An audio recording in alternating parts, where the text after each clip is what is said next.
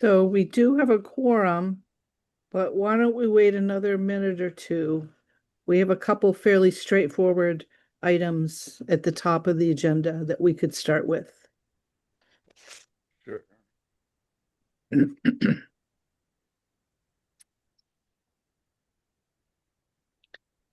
So Tim, do you want to go ahead and get us started maybe? Sure. Thank you.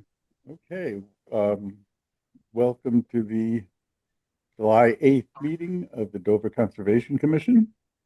This meeting will be held remotely pursuant to Mass Chapter 2 of the Act of 2025, which extends through June 30th, 2027, the ability of public bodies to meet in a fully remote manner, and the meeting is being recorded. And I think I have to poll people here. Attendance, Sarah, Sorry. Yes, I'm here. Tega, Aye, here, here, aye. Amy, Aye. Anna, and I'm here.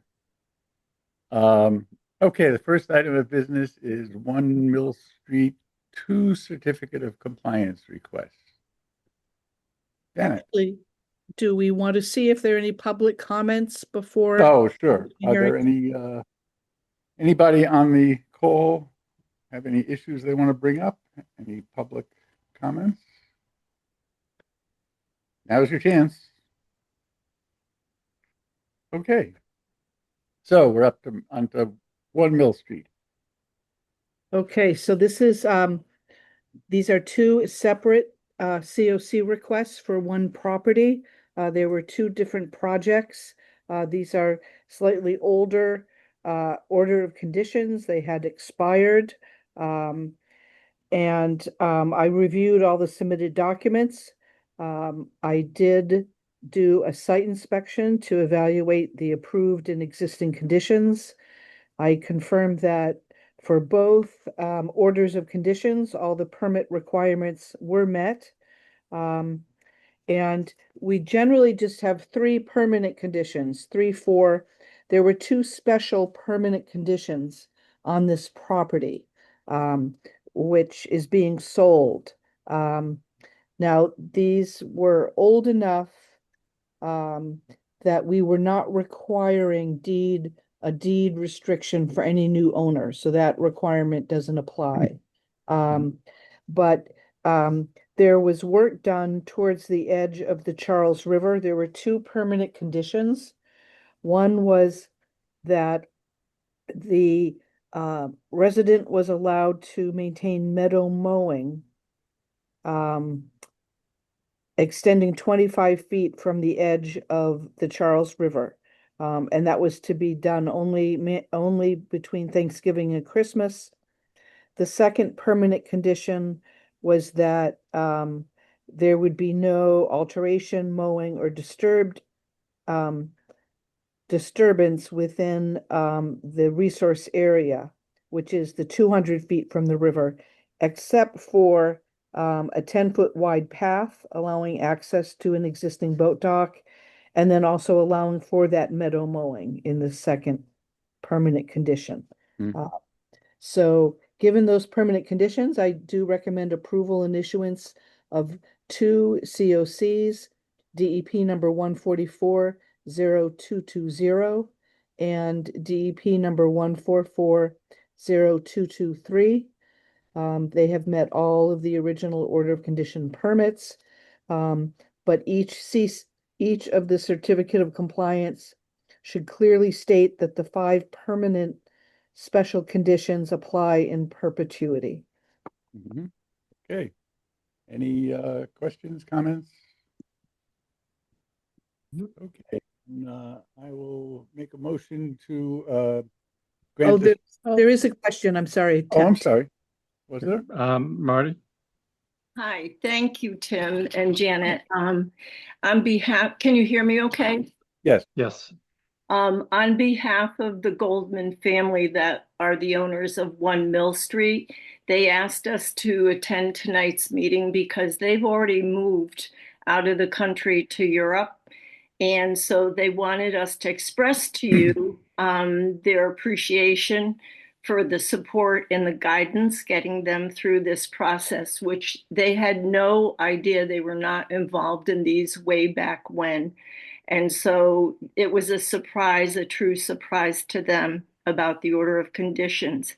But they wanted us to express our thanks to the committee, Janet and Deborah, and also the buyers that are coming in. The Bourne family are also truly appreciative of having this order resolved tonight, because as of tomorrow, they are homeless. So the timing has worked out very well. So thank you all very much for your help. We really appreciate it. Welcome. You're welcome. Okay, Tim, carry on. Okay, move to issue a certificate of compliance for 1 Mill Street, DEP number 144-0220.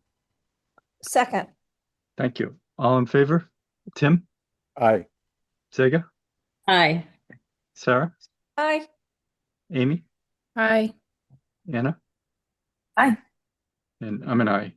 Okay, move to issue a certificate of compliance for 1 Mill Street, DEP number 144-0223, including the 5 conditions listed.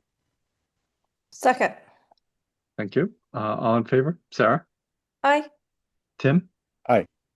Zega, Aye. Amy, Aye. Anna? Aye. And I'm an aye. Great. So, let's see. Marty, are you closing tomorrow, or have you already closed, or? We're doing the walkthrough tomorrow and hope to close early Friday morning. Okay.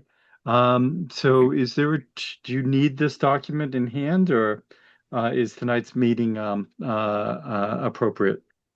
My understanding is that some money will be held in escrow until the documents are received, signed and received. Okay. So Okay. we're all set. Okay, and then Deb will let all the commissioners know when the documents are ready to be signed. Thank you. Okay, great. Thank you. Okay, next up is 139 Center Street, an order conditions minor modification request to retain the garage structure.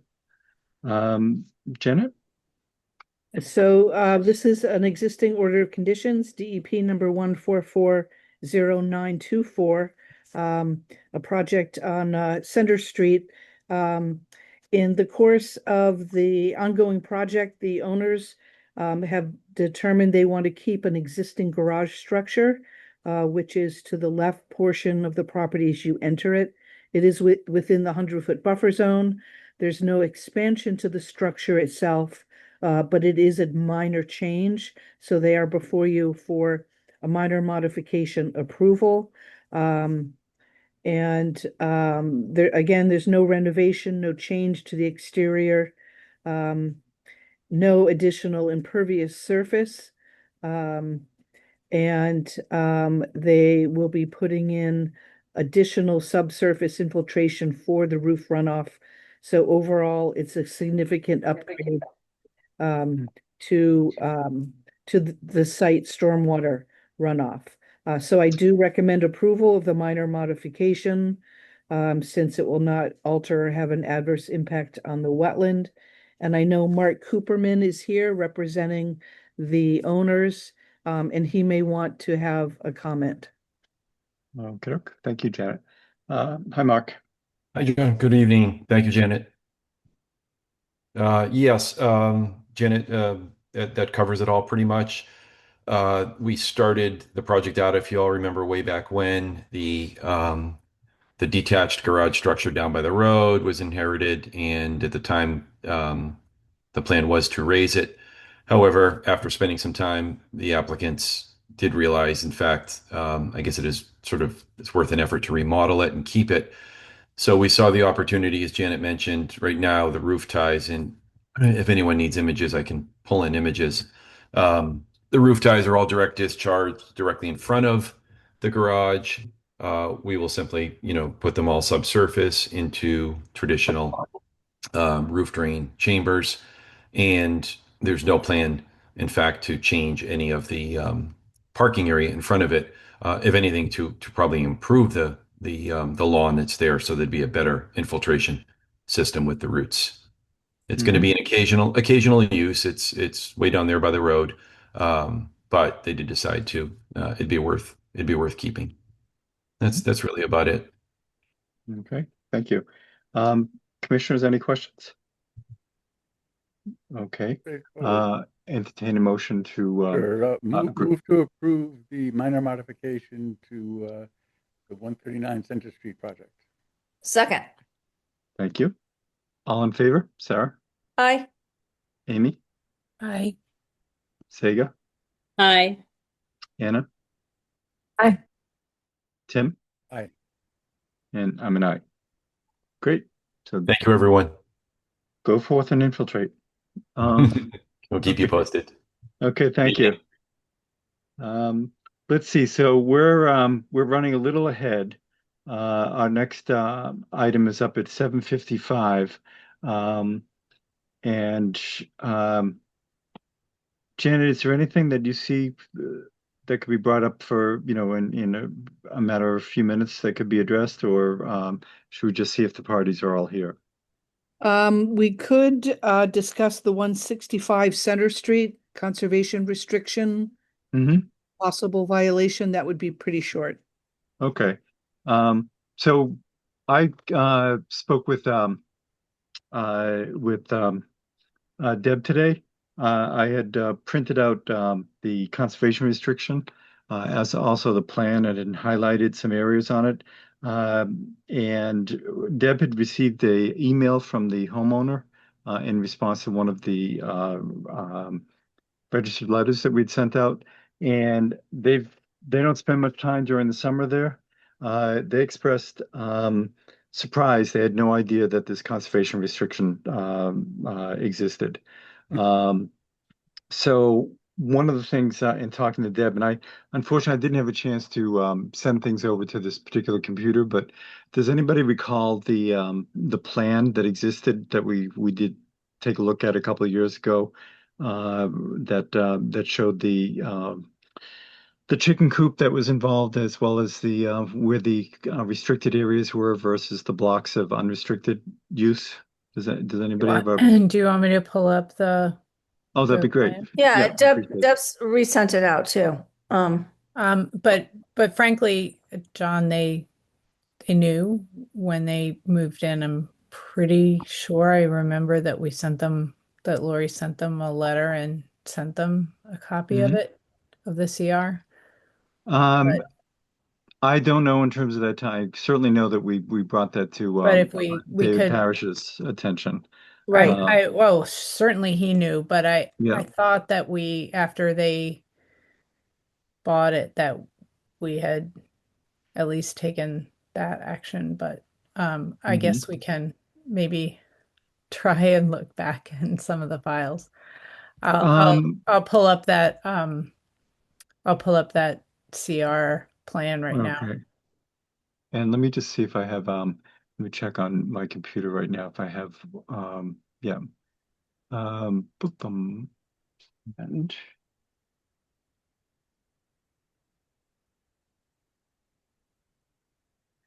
Just trying to make their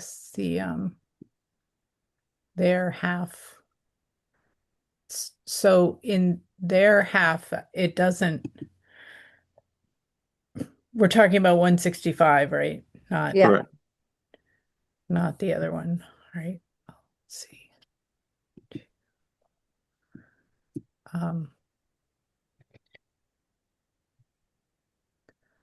I can't really move it over there, so let's see. All right, I think that's about as good as it's gonna get.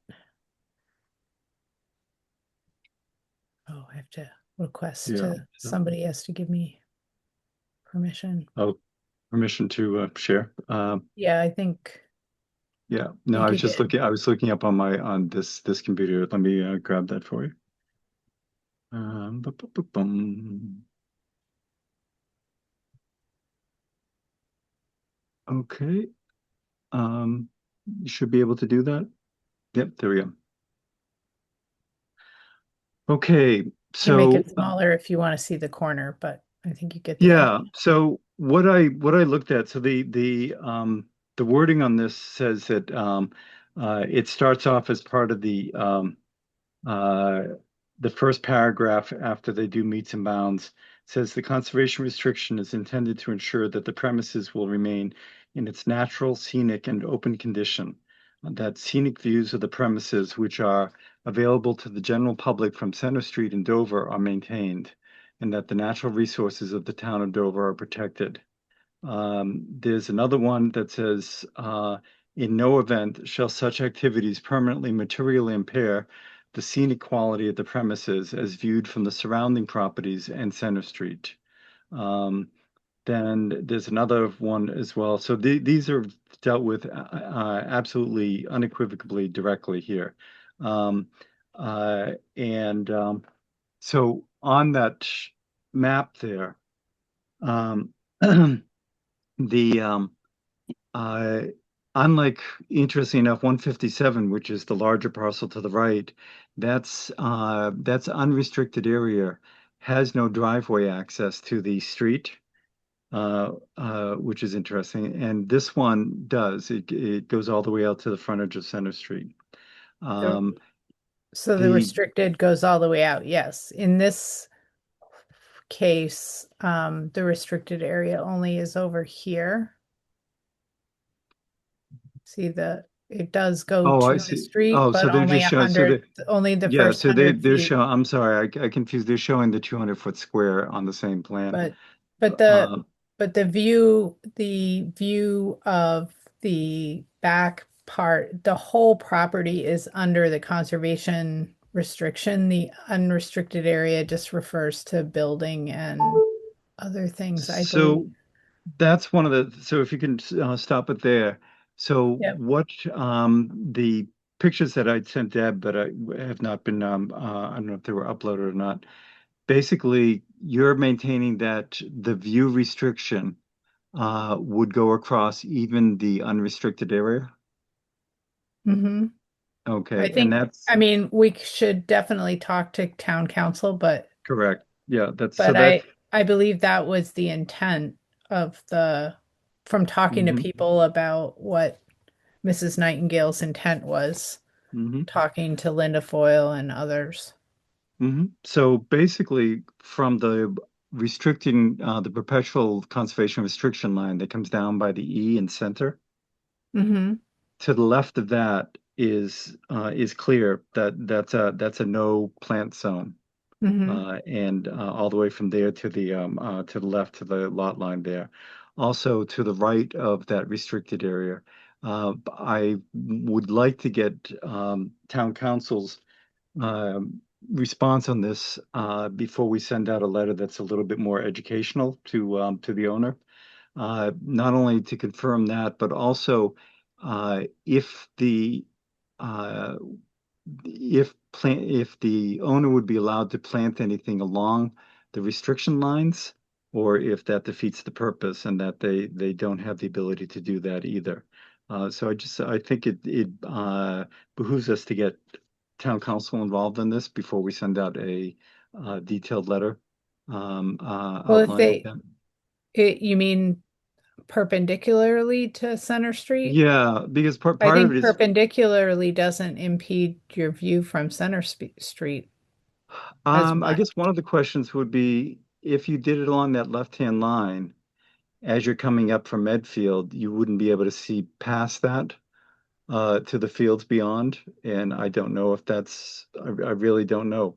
It doesn't address it directly, except that it says that uh, in no event shall any activities permanently impair the scenic quality as viewed from surrounding properties as well as Center Street. So I don't know if anything going in along the restriction line, if it doesn't seem to me that it directly addresses whether the restricted area or the unrestricted area is for building only, or if it allows them unlimited Yeah, planting and I'll things have to of that look nature. more. I haven't read the CR in a while, Mhm. but I think we So, should talk to the town council. It probably was a little more loosely written than it should mhm, have been. So mhm.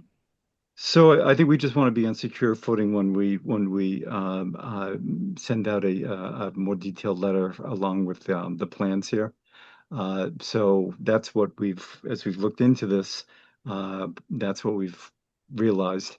And so Deb and I will get in touch with town council, send all this information over, and if anybody has any questions, additional questions about that, feel free to email them to Deb so that we can put together those questions for town council. Yeah, who were the Concom commissioners at the time that it was granted? Do you know? Because I mean, I'm looking at I the was. planning board had a lot of people who Like would George still have a Schmidt, lot yeah. of Yeah, well, memory. this was this 19, let's see, when is It says this? 19 93. It says 1993. 1993. So, Well, um, this is the subdivision between the two yeah, the properties, and A&R, this might and this be is, later.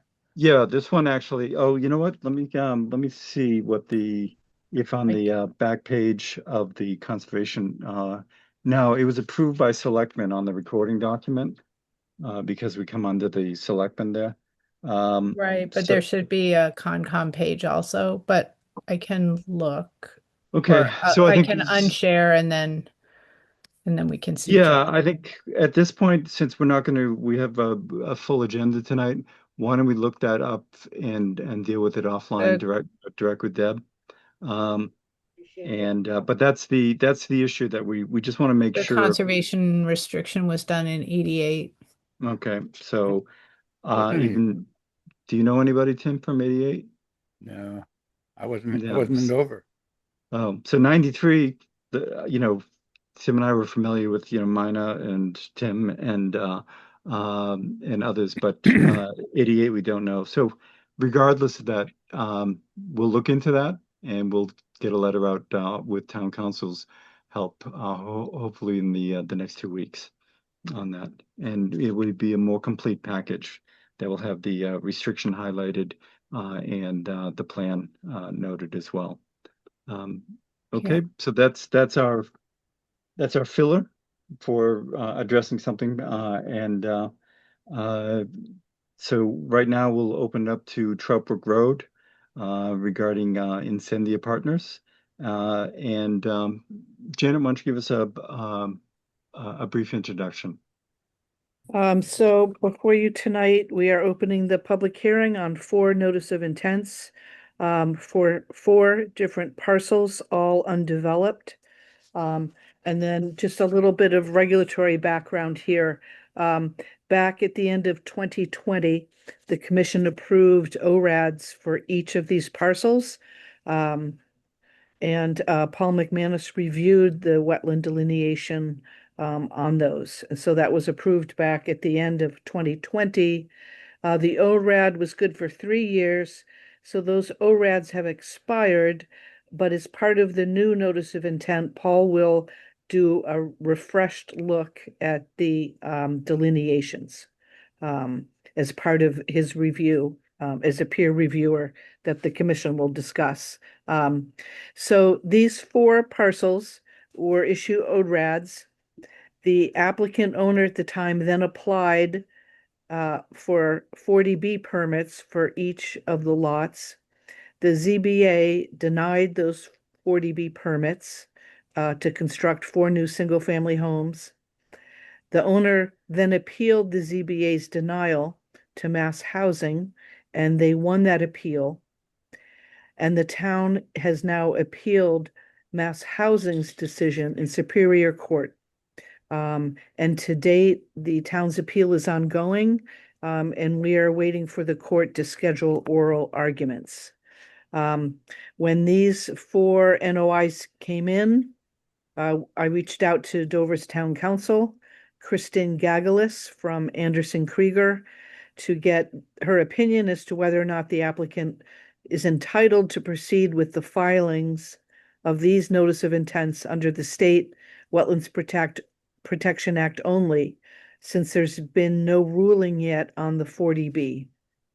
And she responded in an email that was distributed to all the commission on June 10th, 2026, that in her opinion, the owner is entitled to file notice of intent applications for each parcel, subject only to the State Wetlands Protection Act standards, even though the project remains in active appeal.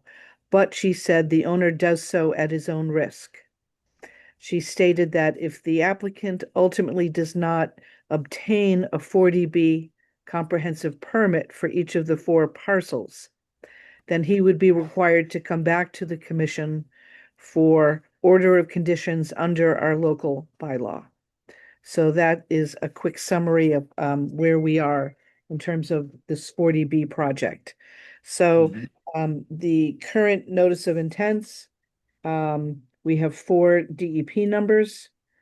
We have lot 1A on Trout Brook Road, DEP number 1440943. Trout Brook Road, lot 2A is DEP number 1440948. There was a little confusion on these, so Mark or Adam, chime in if I don't have this right.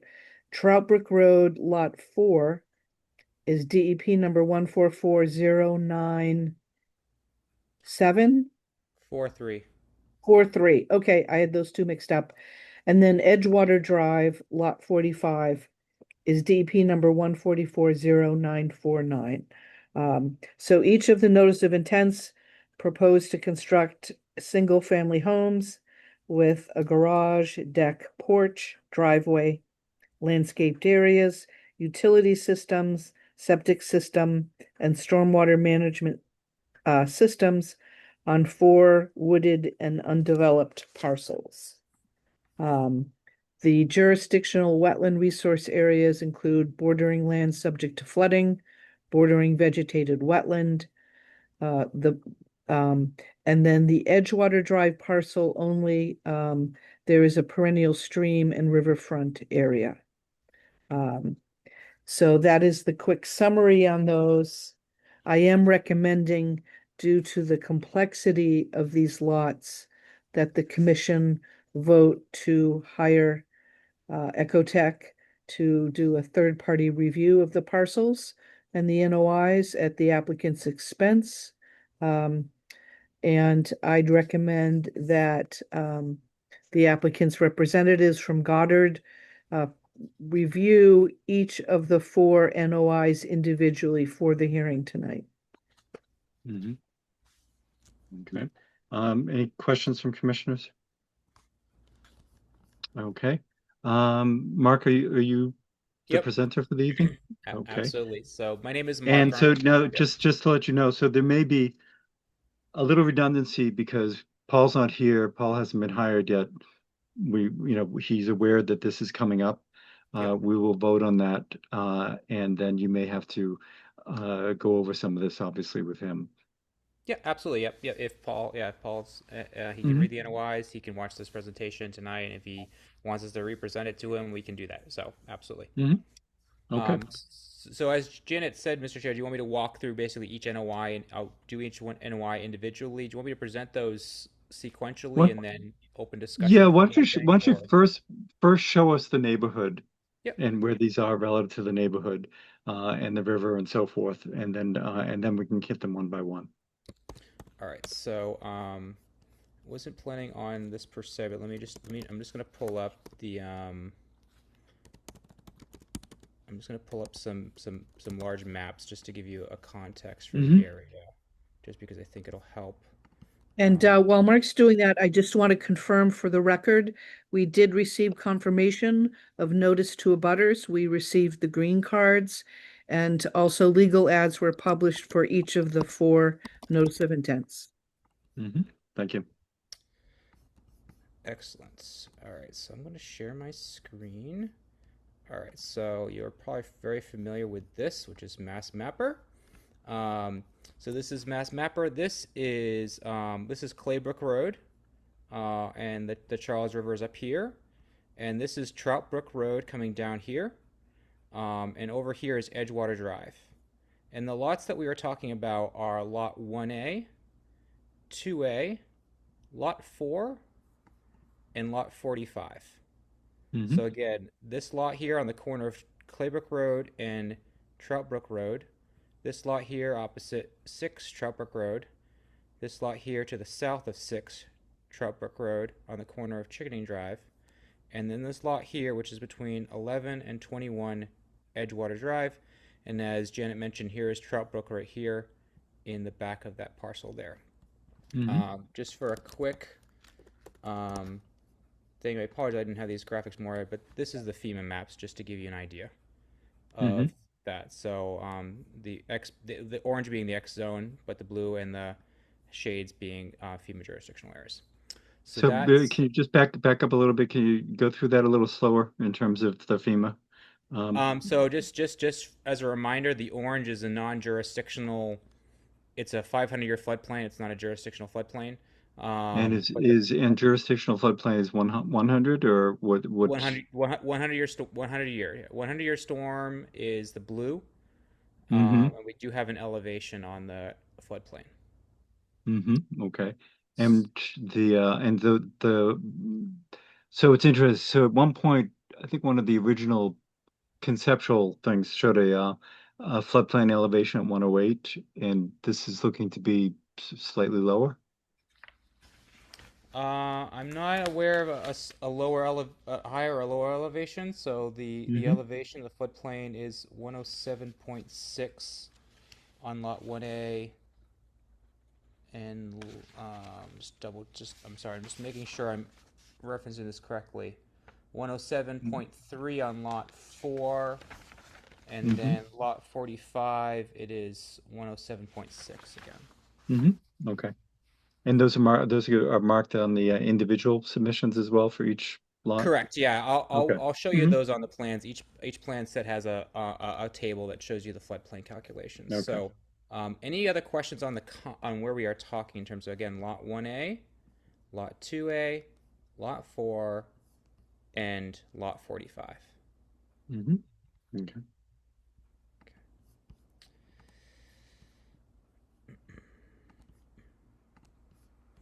So we've colored up the site plans a little bit just to make it a little easier to follow. So this is lot 1A, 144, 947 on the corner of Chickening Brook and Troutbrook Road. We have boarding vegetated wetland in blue here. The floodplain, the original floodplain, is all in orange here. And you can see this darker orange area. That is area where we are working inside the floodplain and there's alteration of the floodplain, and that's to allow us to construct the septic system here. And you can see in here, this hatched area here is our compensatory storage. If you look at this site plan, we do have a table down here. It actually does lots 1A and 2A together because they abut each other directly, and they actually overlap. So in a way, so we did everything together just to kind of make it easier for context. But here's so elevation 107 and then 107.6. Just for context, the reason why this area of the floodplain here is impacted is because we actually need that to do the compensatory storage area properly in terms of making sure those intervals are properly mitigated. So we need a little bit of room right here to kind of pull this contour in to create that multi-layered floodplain to mitigate evenly across the floodplain at the same elevations as required by the regulations. So that's why this little nub is here. It's strictly to capture that contour, allow us to grade properly to mitigate in the even levels as required. And what is the area? So what is the area that you're filling that's requiring this? So the brown areas are these so this areas area that here is the septic. Now this is actually the septic for lot 2A. So just for context, there lot 1A is like a C upside down, like a U, and lot 2A is like a U or like an N, and they fit together like this. Actually, more like this, actually, kind of thing. So this is actually lot 2 right here on top coming in, and this is lot 1A. I'm gonna flip to the next sheet just to show you what 2A looks like, because it'll help you see how it locks in with 1A. So here's lot 2A, and you can see how it's got this hook here. And so Mhm. this white space in here, this is where lot 1A is right here. Mhm. So lot 2A actually is in front, lot 1A is actually behind the inner lock. And the reason why we did this is because of septic design. So the filling of the Did that? floodplain is required for the septic for lot 2A over Mhm. here. And basically, we can do a septic for lot 1A without filling the floodplain. But Mhm. because lot 2A is was so historically disturbed, there's historic fill there and everything else. We can't actually get a septic to work in that location in terms of Mhm. soils and functionality. So, from a Title V perspective and everything else, this is the So it looks like on the original, so did the lot lines change in order to do this? Did you have to, redo the lot lines to get, yes, the lot lines are being changed as part of the whole ZBA 40B housing process. Exactly, yes. So and we're even though allowed to.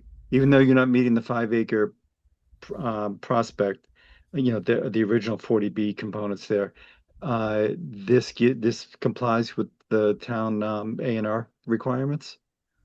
It's as a 40B. This project is not necessarily subject to all zoning requirements. So A&R requirements, lot size requirements, all of those requirements are basically held in abeyance based on on a 40B allowance. So the lot configuration is allowed through the 40B process. So this is one of the questions relative to the non-contiguousness concept, because this is an unusual concept for 40Bs. And I guess the original presentation that you made to Mass Housing was that because this is part of a neighborhood, you're looking to view this as a consolidated uh, consolidated properties. Is that how you're able to go ahead and change lot The lines even I, though they're not next to I'm each other?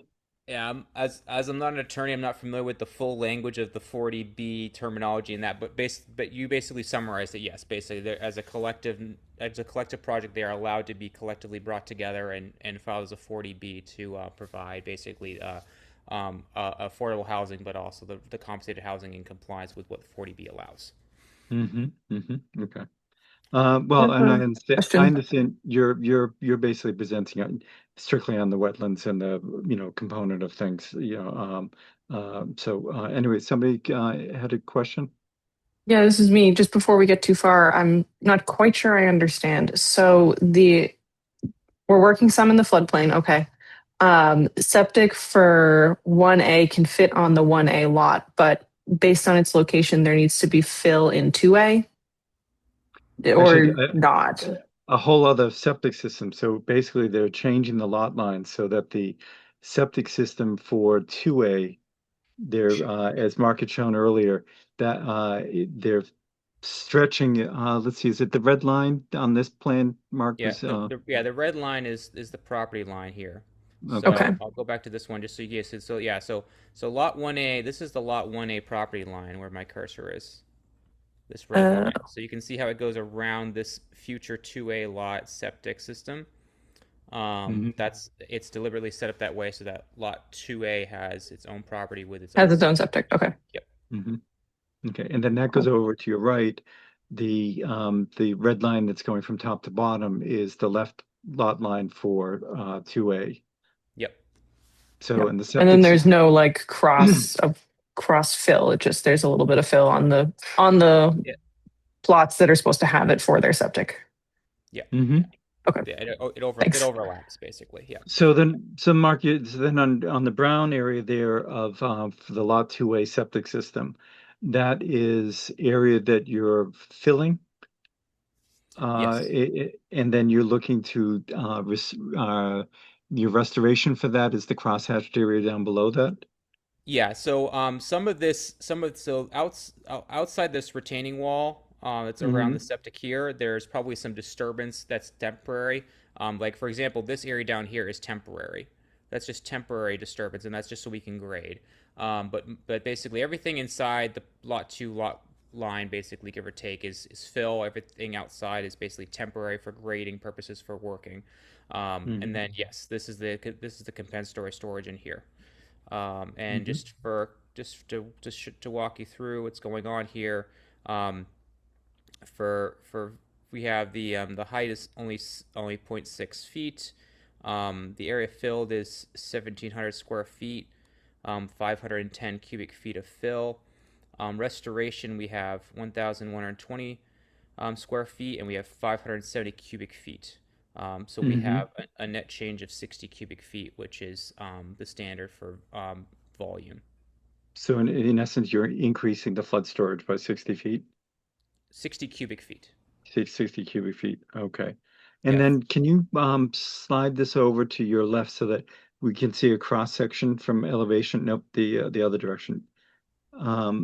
So, and where was can you zoom in a little bit on that? And a little further over to so that we see the dwelling. No, the Oh, you cross want to? section's on the other side. Oh, the cross Yeah, there we section. go. Yeah. You mean these here? Yeah. Okay, this is yeah. So So, this is your stormwater system right here. okay. And Cross so your section. your seasonal high, can you just scroll down? So seasonal high groundwater, what you were finding with your test pits was roughly 104 feet. Yep.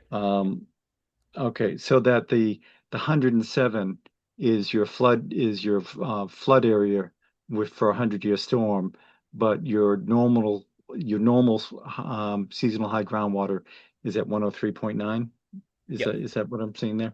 Yep. Okay. Yeah. So if you look at the wetland itself, the wetland is below elevation 107, basically, which makes sense. So if the wetland is around, say, 106, groundwater is 105, it's right around there, depending on that. So it may be it depends a bit again on and actually I think this was flagged as a well, I forget. Actually, Janet, did this line get flagged as Dover as well? It did, yes. The ONRAD is approved both under the bylaw and the state. Yeah. So just so you know, this wetland line is a vegetational line under Dover's bylaw as well. So it's probably higher hydrologically than the wetland would be because it's not I see. necessarily hydrologically a wetland; it's a vegetational wetland. Okay. This area is a very flat area, so sweeper bush creeps up the slopes along the edge of the wetlands, and so you get the wetlands that would be delineated under the bylaw. So, So then because I think one of the original concerns I had here was that your water table would be so high that it would be creeping into your basement. But what I'm hearing is that they've moved further over, so we see that cross section again. yep. So your basement elevation, are you showing that 107.6. at the top of the floor? Base BSMP Yeah. is 107.6. Okay. Um, And your water table that you're running into was 103.9? yeah, so this house is raised up significantly. So if you look at this yard's at 113 right here. I Where see. this proposed septic tank, it's 113. So we're actually it's a loading garage, and the first floor is up high, and that allows you to have a basement that's still a kind of a high. So I see. Mm-hmm. yep. So that's why they deliberately set that up. So yeah. So this backyard is at elevation 110 right now, Mm-hmm. right here. Oh, it's what the native elevation is. Yep. So Okay. and the So top of you're still concrete, the top of concrete's 115.3. So there's your mm-hmm. 8 feet right there, Mm-hmm. roughly. Mm-hmm. So you're still, even if it's 110 and your water table is at 104, you're still 6 feet below that backyard grade.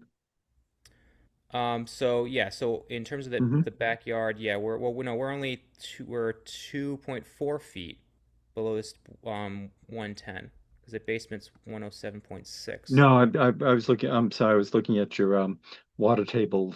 Your test pit was showing average high. Your seasonal high waters at 104 roughly. Yep. Yep. Okay, So so 104. I'm trying to paint a picture that this part of the lot is not as wet as people assume it is because of the wetland behind it, because the grade drops. Yep. So that your basement is 6 feet. Your basement floor is roughly 3.5 feet higher than your seasonal high groundwater. Yeah, the basement's been set to be out of groundwater basically. It was Okay, and that's intentional. And yet are you bringing fill in to put in under that house, or that's basically you're just going down a few feet rather than 8 feet? We're likely, I don't know, we may be bringing in fill. We're bringing in fill for the septic because it'll be sand. So when we do Hmm. that, we'll probably be using the excavation soils to fill this back slope here. Hmm. Okay. And then when the house comes in, again, the house is sitting a little bit into the natural topography, so we'll have excess material. So I don't know if we're bringing in soil per se, Hmm. to create the grading that we have here, because the house will create a volume as well. Okay. So what we've been looking at over to the right is the septic system for 1A. Is that correct? This is septic for 1A right here. Okay.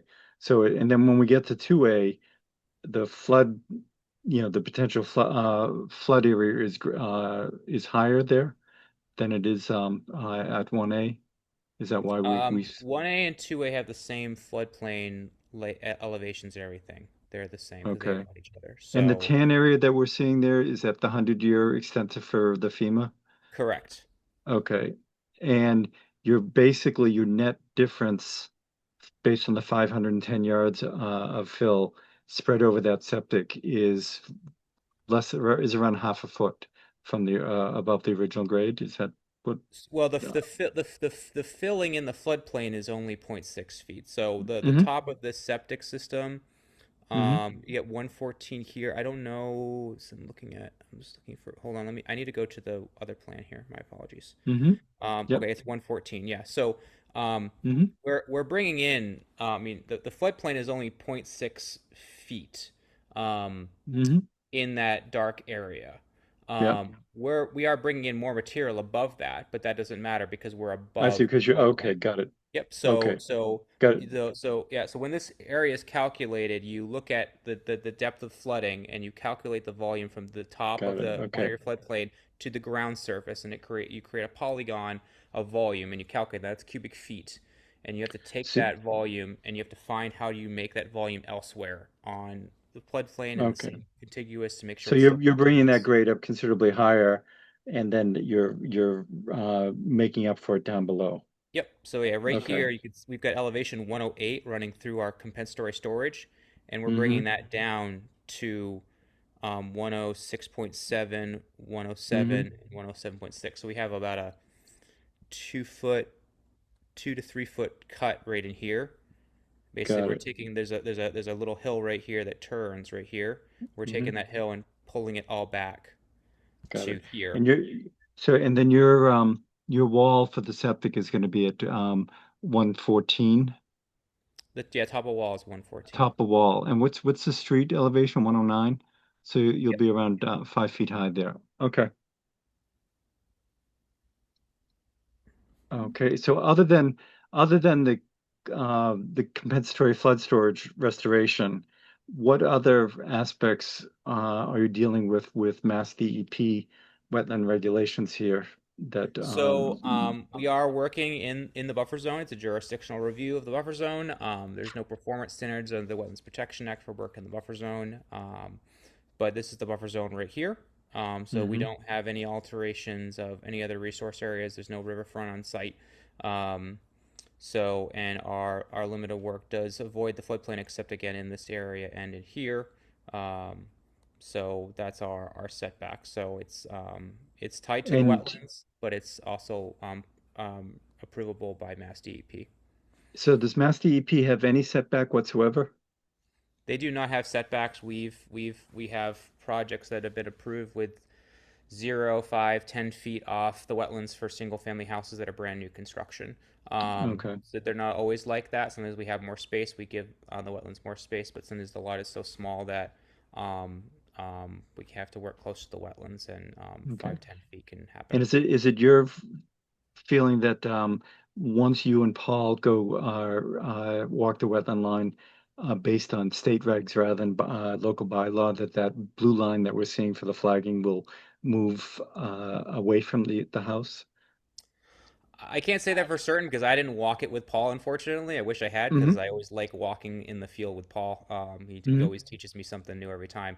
Um, but I wouldn't be I would not be surprised if the line would be lower, and I think Hmm. then we'd probably just have a discussion with Paul about, do we just leave the line where it is, and just say, if as long as this line complies with the Wetlands Protection Act, you know what I mean, leave it where it is, and let's not argue. Let's not make another line out here because it just adds confusion.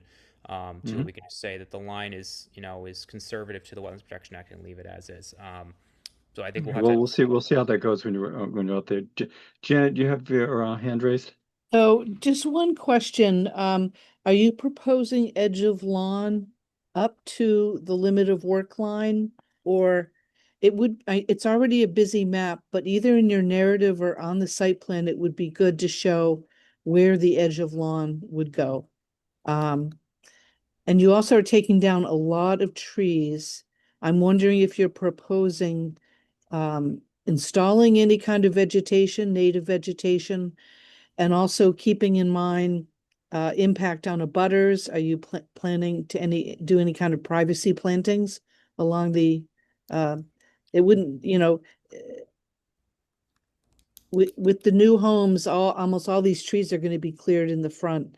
So I don't know if any thought has been, it's not required, but it would be a beneficial addition, both for uptake of stormwater, but also for privacy between the lots. Yeah. So we do have proposed permanent markers shown on the plan.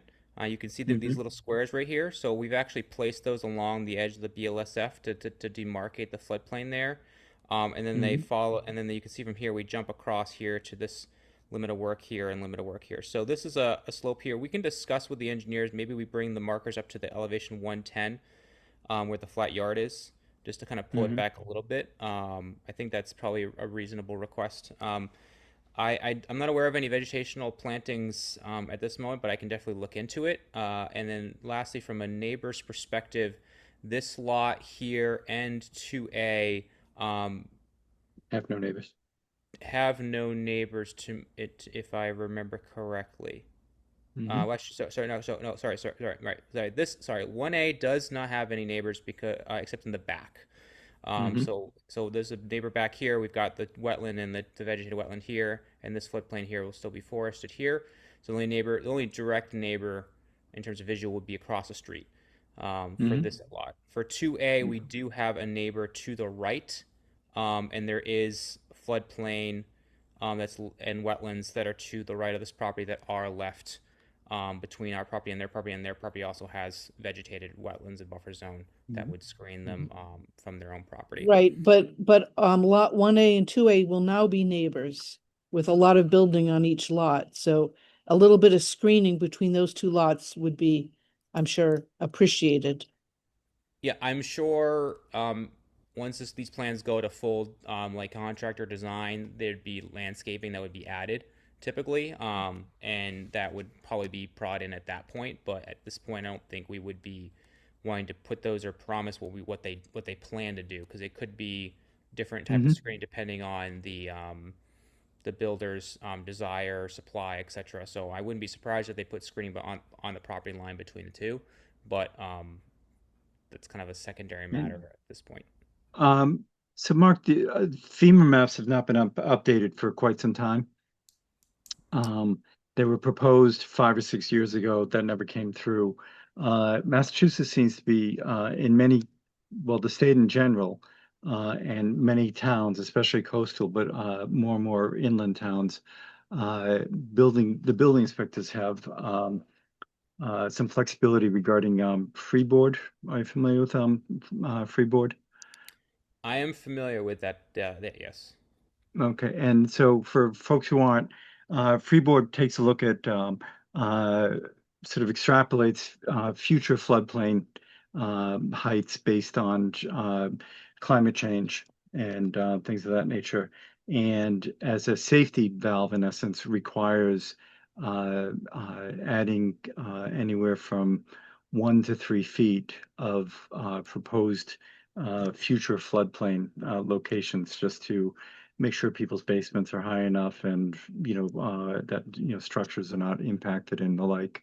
How do you see something like that relative to the proximity that we have here with these So for the structures themselves, their structures are very well above the floodplain. Again, elevation here, floodplain is 107.6. On the Mm-hmm. backyard here is elevation 110. Right Mm-hmm. behind the deck, it's actually 111 there. Mm-hmm. So we have quite a bit of height off the floodplain. Same thing on this lot. It's actually 112.2 behind this house. Mm-hmm. So we're well above that there. And so in terms of the structures themselves, they're well set up to be outside of any risk of flooding. Um, And are basements incorporated into freeboard calculations in terms of basement floors?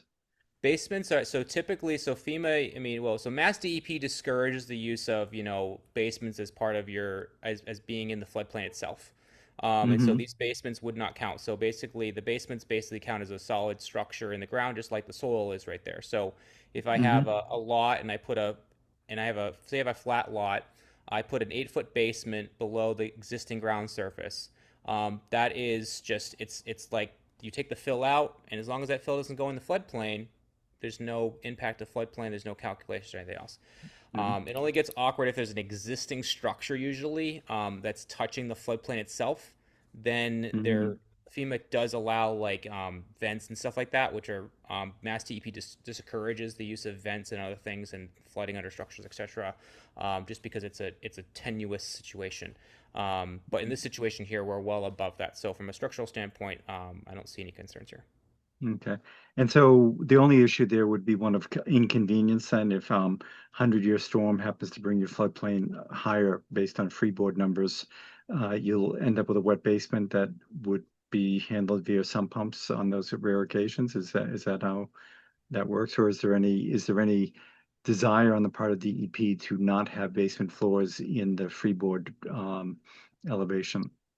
So Mass DEP, to my understanding, has never even raised that. I've never heard them actually raise that. I mean, from their regulations, they can't. The fording for land subject to flooding regulations are only inside the floodplain itself. Anything above Hmm. it is kind of outside that regulatory thing. When the 100-year storm occurs, it doesn't mean the groundwater goes to that elevation. It can on Hmm. this site. It may because the soils are so sandy. Hmm. But some sites will actually the groundwater may be below the floodplain because the floodplain comes up so fast and also goes down so fast. Hmm. So a 100-year storm event is it's a fast flash. It's a flash flood in a way that goes up and down.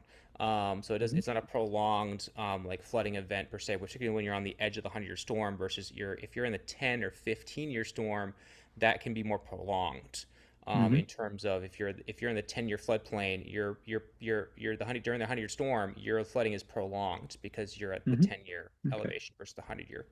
So, okay, I appreciate that description. I think from just some of the cursory reading I've been seeing, building inspectors, as opposed to the DEP, seem to be the ones that have some of the sway on this. And so we'll find out, and I'm sure Paul will be able to, address that as well.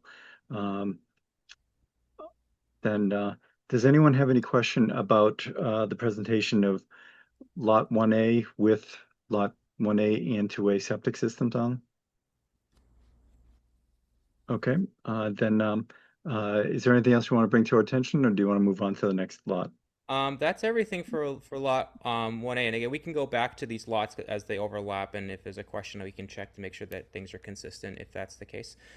So, so There'll under be a letter 40B, back and forth here. front setbacks have no, local front setbacks have no, lot setbacks have no import. Is that correct, or? So the 40B law basically allows the zoning board of appeals to grant any waiver to any zoning regulation in a town to allow 40B to go forward, and it's usually a reasonable discussion of kind of flexibility in terms of what's allowed in nature, etc. Um, if the zoning board does not objects to that, Mass Housing can look at the application and say, is this a reasonable request in this town to allow these kind of structures to be set back in these ways, although it's not conforming to everything in zoning, and because the state law allows for Mass Housing to basically consider those factors, but also consider the need for affordable housing, Mass Housing can basically grant that application. So in I see. basically a 40B can waive almost anything in the zoning requirements, because the zoning requirements are a local regulation, they're not a state regulation. So zoning board can't waive the Wetlands Protection Act, but they can waive anything that's a local bylaw. So your zoning Mhm. laws are a local bylaw. So Okay. that's the nature of the 40B. Okay. And regardless of that, what we're looking at for here on Law 2A, what's the setback to the street there? So the structural setback, 32. Looks like, 32. Yeah, it looks like it's yeah. 32. Well, from the Okay. property line, it's 32. Yes. Okay. Yep. So the street's another, looks like another 10 feet out from there. Okay. Okay. And now we're so we have floodplain here, but nothing being changed on it. Correct. So, yeah. So for lot 2A, there's no floodplain work for the proposed dwelling and the septic tanks and pump chamber that are located on the left side of the screen here, um, and the stormwater up front. We do not have to be in the floodplain. Our limit of work here is roughly 10 feet off the wetlands in that corner there. You can see we do have our permanent demarcations again at the limit of work. And Janet, we can talk with Paul about maybe we talk about if there is a retaining wall, maybe we move these markers up to the top of this elevation 112 so we can have a graded slope that we can maybe really, do a conservation mix and then have demarcation at the top of the slope. So we have a little bit of a sloped buffer around the site once construction's done. But that's it. Yeah. So again, the only floodplain work in regards of again 2A is the septic system here. So we colored it in the last screen, so I think that was why it didn't get on this one.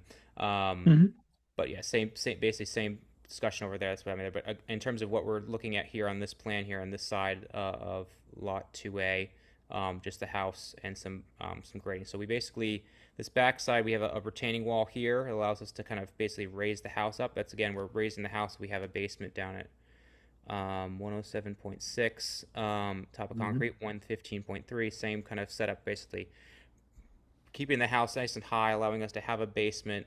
And this backyard is at elevation 112, so it's about a foot higher than 1A in terms of the yard space around it.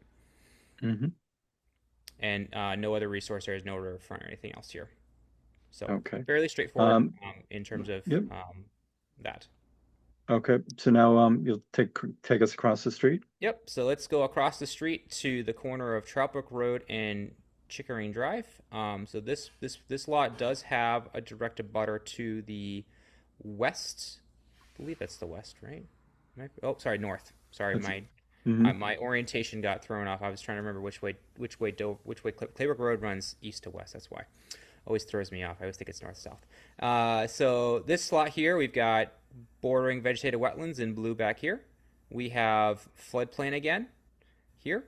And so we have, this is our work inside the floodplain in here, in this dark orange area here. This is a permanent impact to the floodplain.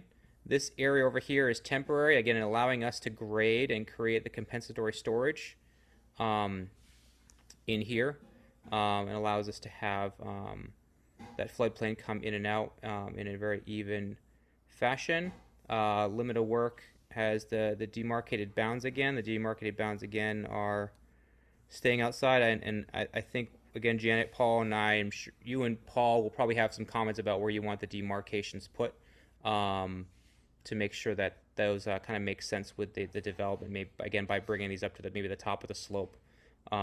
Versus the bottom of the slopes. That way we can make that work there. So again, there's a stormwater fish system here, infiltration system here, and then we also have a swale from the driveway here that runs down into here. House is here, septic is here to the right. Again, basement's at 107.3, top of concrete 115. The yard is 114 in the back. So again, if the yard's at 114, you can have a deep basement. You're still well above the floodplain there. Basically we grade out this back slope to create a more even backyard. There, driveway comes in, side loads. There's a natural gas easement in the front, just so you know. So that's kind of we're not any closer, but we're still 32 feet off the front property line here. Mm-hmm. But we do have that gas easement, which is a restriction in what we can do up front. So that's why some of the stormwater and everything else has been kind of shifted around to make sure we're outside that easement. So then you're For flood, the swale for the neighbors. You don't have you to the left, yeah. yeah. Uh, so basically, you're not touching anything beyond the lot line. Uh, is that and that's going to end up being slightly lower than what their grade is there, or what are we So looking at? this swale is designed to kind of maintain the current drainage along the front of the street and the street. That Trout Brook Road doesn't have any drainage. It's just a countryside drainage. Mm-hmm. And so the engineer wanted to make sure that any water would still kind of naturally have a path that would just create a pond or a puddle by Mm-hmm. any grading we did. So that's why he deliberately made sure that this was kind of shaped to make sure that Yeah, I'm looking at that. drainage I'm didn't looking stop. over at the left. My concern more is you have an existing house on the left, and we obviously want to make sure that there is no uh that you're not directing any water to the neighbor's property. Yep. So, for context, this dark line here is elevation 107. Let me just, I'm sorry. Let me just let's look at the floodplain table just so we're all on the same Mm-hmm. page. Yeah. Um, so elevation of the floodplain here is 107.3. Mm-hmm. Um, so, you have basically from 10 and then you have 106.9. So in terms of what our lowest elevation is, that so we have basically zero point 0.4 feet of change in there. We have 60 cubic feet of additional storage. So again, 107.3 is our elevation. That dark contour is therefore elevation 107. Yes, it is elevation 107. And then, yeah, which is right here. And And what then is the neighbor's elevation? Do you have a grade line for that anywhere? their elevation right here is 108. They have a contour right here of Okay. 108 that Mm-hmm. runs along here. So that, and then once you go into their property, their driveway right here. This is 109 going through their driveway here, Mm-hmm. up to the house. So basically, you're presenting that you uh that there should be um no drainage Yeah. impact to the property to the left. Correct. We're basically creating a very low area on our property to ensure that everything basically can't flow away from us, but stays on our property line. Mm-hmm. Mm-hmm. That's part of this part of the reasoning. Even if this wasn't the floodplain, you'd do something like this to ensure that nothing from a side slope would flow off property, but would stay on property still. So even if Mm-hmm. this wasn't floodplain, you could have, if you had a slope like this, you'd still want to have something that's low to make sure that you couldn't have any sheet flow, even in a big storm. No sheet flow would come off your property to the neighbor's property. That way, they could never kind of say you've damaged their property or something else. That's basically kind Mm-hmm. of extra insurance. It'd be Okay. insurance regardless of floodplain or not. But that's the way the grading is here. Mm-hmm. Okay. And does DEP have any sort of tree concerns? Do they address tree removal on areas, buffer and in other areas? So DEP doesn't have any necessarily tree regulations. We've had them sometimes ask about shading to the wetlands, depending on proximity Mm-hmm. to the Mm-hmm. wetlands, on that, to whether or not they're concerned about certain areas, and particularly like if there's an interior stream or something, they may be more concerned about shading um, that the buffer zone may provide to the wetlands. But most of the time, they don't ask about the trees, and sometimes and if we stake out the limit of work and we walk the limit of work, we talk about maybe saving some trees by adjusting grading or limit of works to kind of preserve mature trees or something else that would allow us to kind of do that. But it's pretty limited in terms of if that discussion comes up. Mm-hmm. Okay. Do they have another round? They've already come in with some comments. Do they have another round of comments that they would be coming through on this, or? It's very rare that DEP issues a second set of comments. Mm-hmm. They have done that in the past, but it's pretty rare that they do Mm-hmm. that. Usually, it's they'll give one pass, and they know if they know that Paul McManus is doing peer review, they're probably going to say, Paul's going to do a more thorough job than we have time for. Um, Mm-hmm. so, um, but typically Okay. they only issue one set of comments. And Janet, what were the comments that came through? You said there weren't many.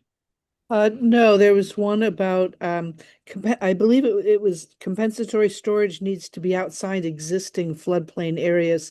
They may have looked at the temporary disturbance abutting the compensatory storage area and not seen that included in the calculations. Do you think that's right, Mark, maybe? I think it's likely that they saw the hatch and thought that the hatch was we were using the area inside the floodplain. And this is actually sometimes the case where you actually are providing compensatory storage in the existing floodplain because you're lowering. So, for example, if I have a floodplain of 107.3 here, and my surface grade is at 107, I could, inside this floodplain, cut this elevation down to 106 and actually create storage from 106 to 107 in the floodplain and actually create compensatory storage. I just With cannot count, Mhm. I can't count this area above as that. And so it's a good question. I'll make a note, Janet, to make sure the engineer didn't do that. I doubt he did. I'm pretty sure he basically just counted everything outside the floodplain because usually that's what they do. They assume everything in the floodplain can't be counted, even if you could, because it's complicated and it gets confusing. It's better just not to do it. And if you do, it's extra that they don't even that they basically assume is not, they can't take credit for. They may create it, but they don't take credit for it because it's too confusing for everybody to look at. But I'll have them check that. But generally speaking, most compensatory storage is outside the floodplain, but you could actually create it in the floodplain. But again, it's a weird thing. So again, I'll cross check with the engineer to make sure he didn't do that. I'm pretty sure he didn't. But it's a good point because it can happen. But just to clarify, the lots that you've been showing us, there's an area within floodplain, but you said it's temporary change to be able to do the other compensatory storage area. Is that Correct. correct? Correct. So So it- let's go back. Let's just quickly go back to this one here because this one's really Yeah. easy to see. Yeah. We have a little area right here that's needed, and that's because elevation. This is contour elevation 107 right here, and this is a spot grade at 106.5. So we can take elevation 107 and bring it back here, and that allows us to create a low spot of 106.7 here. So we're creating this whole hatched area outside the floodplain to mitigate. And so I'll cross-check that there wasn't volume assumed here. Again, there wouldn't be any creation of volume really here at all. Okay. Based on the grouping. But so if that is the case, that it's just temporary, there's no permanent change, it would be good to label that on your site plan. Yes, I agree. I agree. So I think we'll talk to the engineer about hatching the temporary impact in a separate hatch, so that way it's clear that it's in the floodplain, but it's temporary and it's not part of our compensatory storage. And I agree, that makes sense, Janet. So the 106.5 that's shown there, are you digging down to that? Is that creating additional compensatory flood storage? So where you swale down from 106.7 down to 106.5? See the X there? Yep. So Yeah. we're gonna leave. We're this elevation of 106.5 is probably gonna be left alone. So that's an Just existing elevation. correct. Got it. Basically, Okay. but just above that elevation is is actually 107. There's a little bit of a slope right there. And so we're gonna take that. So that way we can create kind of it's gonna be kind of like a swale that dead ends Yep. right here. And so, Basically, and you're 106 connected to that. Yep. It comes up through here. So 106.5 Okay. here, 106.7 here, a 0.2 foot grade change from this spot down to this spot, and then this is your 107 contour. So your calculations for the the compensation area is your crosshatched area. Yep, exactly. And only. I think on lot 4, I can understand why DEP would ask for that because you can see it here. There's a lot of cross hatching that's in the floodplain here, and they're probably saying we just want to make sure that nothing got double counted, right? And so again, I'm pretty sure that's not the case because it's a very flat low area, so there's really not much to even gain if you. I mean, So the cross hatching that you're showing in the shaded area, are you planning to excavate a little bit out to give you additional volume there, or why is it showing? We have to excavate to grade. I don't believe we're excavating to create volume. Again, I'm gonna double check that, but again, you can see Mhm. this dashed line right here is Mhm. elevation 107. And Yep, so we have to go into the floodplain to grab that elevation, and now we pull it back to this solid line.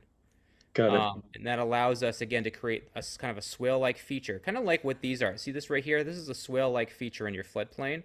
Another one Mm-hmm. here, another one kind of here, and this is a little broader. Mm-hmm. So we're kind of doing the Mm-hmm. same thing as these kind of things over here. We're creating that kind of finger over here. Right. So if you're looking to bring 106.8 there down to 106.8 for your flood storage, Yep. and then the grade and the grade for the shaded areas at 107 currently is what you're saying. Um, and so that you will be scraping some of that out in order to make your swale connection there. Is that Yep. Yeah, it's okay? similar to it's similar to a wetland replication area. You would Mm-hmm. excavate your topsoil, you'd remove some subsoil to bring you down to the grade below your final grade. You'd bring your topsoil up to your final grade, so that way your wetland has the your wetland replication has the same elevation as your wetland itself. Same thing with Okay. floodplain. Same thing. Okay. So why don't we pull out a little bit so we see the whole lot by its on its own there. Okay. And um and this lot has a well on it. Did the other two have wells as well? I believe so. Let me go to those plans just to yeah. So we got a well here, Mm-hmm. and Okay. then the other well for lot 1A is over here in this corner. I see. So okay. So you comply. Yep. Okay. Yep. So yeah, Any these all questions? comply with Board of Health 100-foot setbacks to Septic. other Mhm. septic systems and to And wells, other wells. other wells. Yep. Okay. Okay. Any questions before we move on to the fourth lot? Okay. Let's go ahead and All right. move over. Lot 45. So this is again down on Edgewater Drive, 144949. So this lot has Trout Brook in the back, so it's delineated here with mean annual high water flags. And this is the dark area back here, basically. So this is your riverfront comes off of this at 100 feet, which is this line here. Your 200 foot is over here. This is your wetlands in blue, and then your floodplain is in dark, in light orange, light tan, dark tan here. So this property has an extensive floodplain. Extensive floodplain. Mm-hmm. Although it's extensive, it doesn't mean it's deep. It just means it spreads out. And in this whole neighborhood, the floodplain on these lots again, it's very shallow. It's not like we're talking like feet of flooding. It's very shallow in terms of the 100-year storm. So so let's just look at the table just to kind of show that. So this one does have a little more excitement to it, if you want to call it that. So elevation of the floodplain is 107.6. We have work down to elevation 104.6. Basically, that's like the temporary grading to allow us to create floodplain. So we have 90, 2750, and 20. So that's roughly that's 2,800 plus cubic feet of volume. Yeah, 2,860 cubic feet of volume created by the grading itself. So this the way the work on this lot works again is basically we actually have 3 different compensatory storage areas. We have this area here. We have this And area then these you're basically grading down in order Yep. to create the volume. Exactly. We're basically bringing the topography down. And then we have this large area over here on the right side. The just I again I believe this is why the engineer did it. You can see here. You see the hatch here. You see why it's not going all the way to the limit of work. I think it's because he knows he can't take credit for that, and so he's actually only taking credit for what he absolutely can do for grading in terms of what And soil he's actually removing. what's the proposed vegetation for these areas? So they would be restored with a conservation seed mix. I don't know if that plans called that out, but I believe that would be our intention. So, And any tree planting or bush understory planting or things of that sort to sort of cover our 3 layers? on this plan, we don't have anything proposed. I'm just gonna just quickly cross-check this one, just because this one is kind of, again, more unique. And just cross. Well, we didn't, these are, the other ones were smaller Yep. area wise, but it also, it's a question that wasn't asked for those either in terms of those look like they would be lawn, and I'm not sure if, as restoration, obviously lawn isn't Yep. appropriate, but also for any restoration, we're generally looking at a mix, not just the seed mix for something this, you're taking down a number of trees. Yep. In these lots, it would Yeah. seem that part of the So. restoration would be to put back some trees. Yep. Yeah. So so in terms of just and that would be maybe under the riverfront looking to the riverfront standards versus floodplain standards possibly on this lot. But in terms of floodplain, the floodplain is only protected insofar as the volume that it creates. It's not protected for other features or described it. It's basically just for volume under the regulations. But I can definitely look into this one particularly just because I know this one does have work in the riverfront area. But I would assume you're looking at wherever we're seeing cross hatching, you're generally, cutting, making cuts there to create your storage. Yep. So And on the they're rest, all isolated from the lawn itself by yep, walls. I saw, yeah, yeah. So there's a wall here, and then it comes around here. This one has a wall up here, and there's a wall that runs along here. So on this lot here, all the main flooding areas will have that a retaining wall actually, as well as the bounds. And So, again, so there'll be the a bounds we can physical discuss. delineation there. My question really goes to, so now we have a bunch of denuded areas. Do we have a planting plan yet, or are you expecting to propose a planting plan for the So restoration?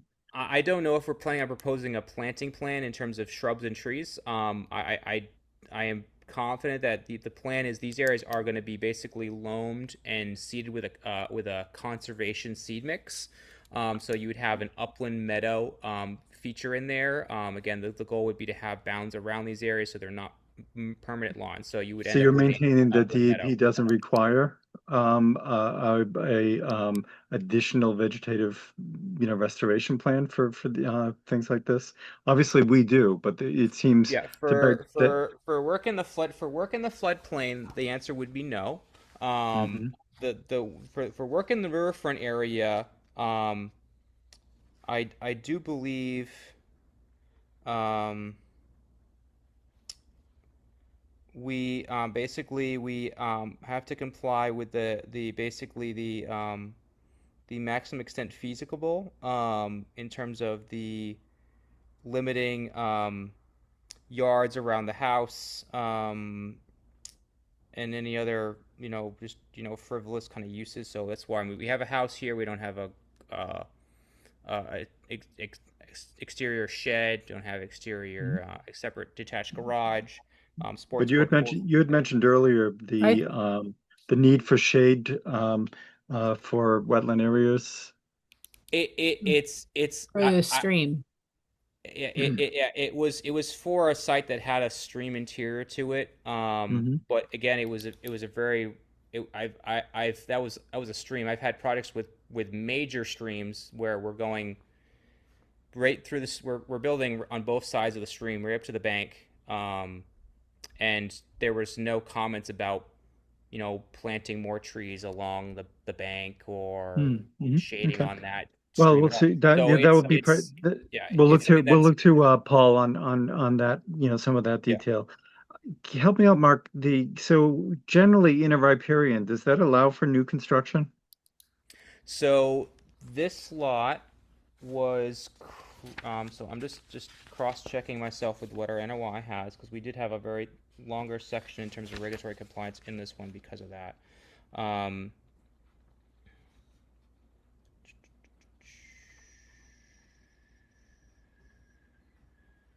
Sorry, just give me 1 second to do this. So under 1058-4, lots that are, I mean, I believe this lot was created pre 96. So a lot that Oh. was created pre 96 Mhm. is allowed by right to have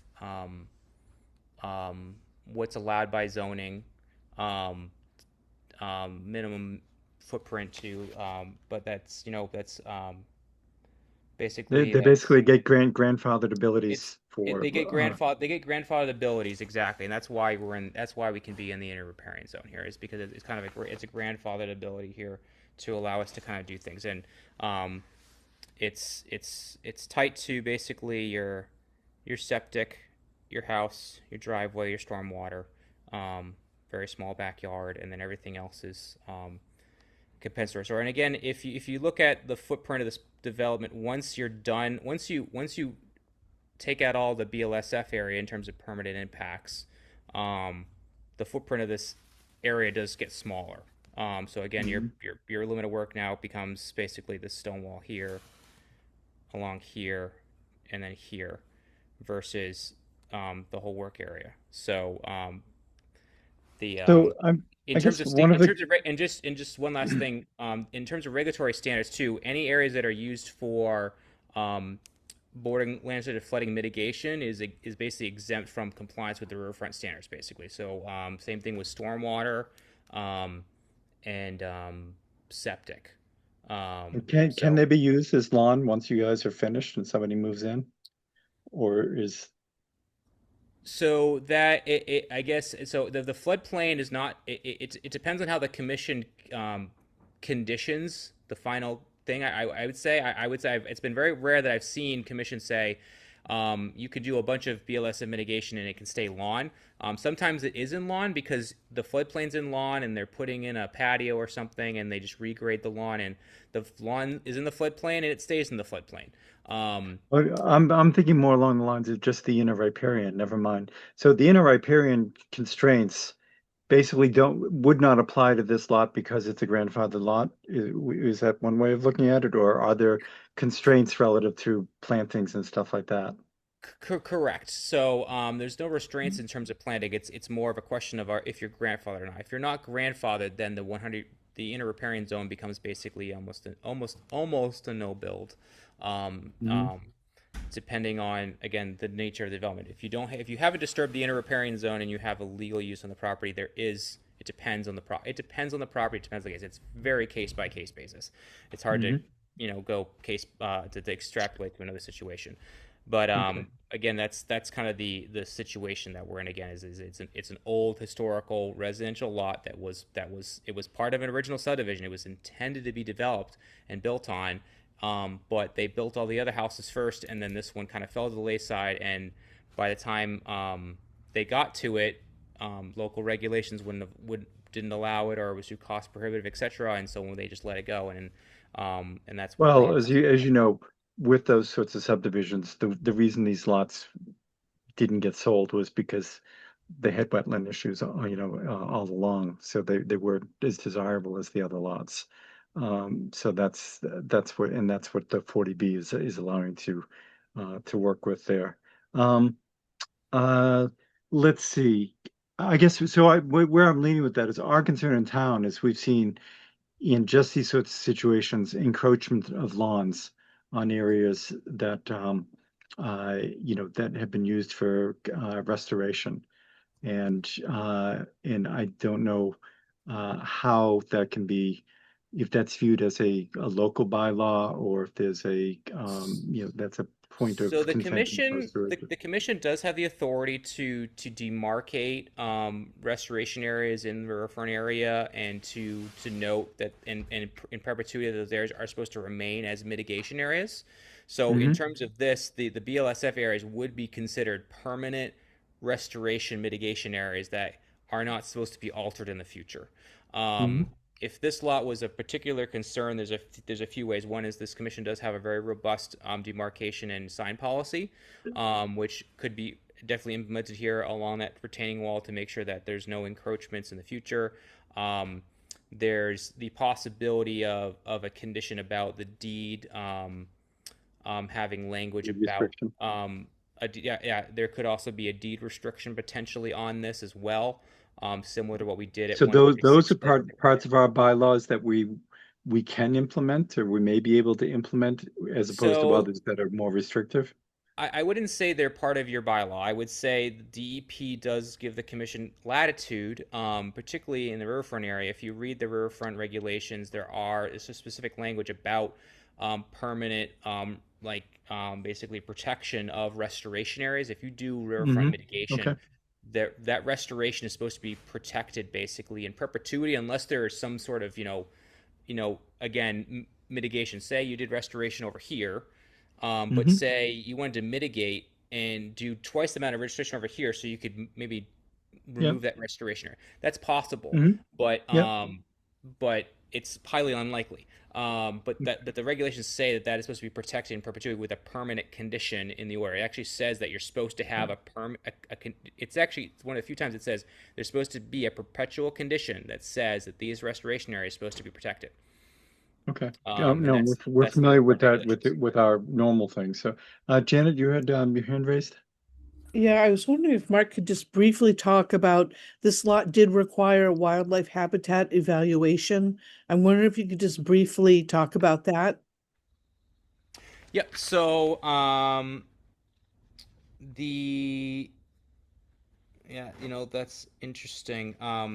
So the wildlife habitat evaluation. So when you impact more than 5,000 square feet of riverfront area, a wildlife habitat evaluation is required.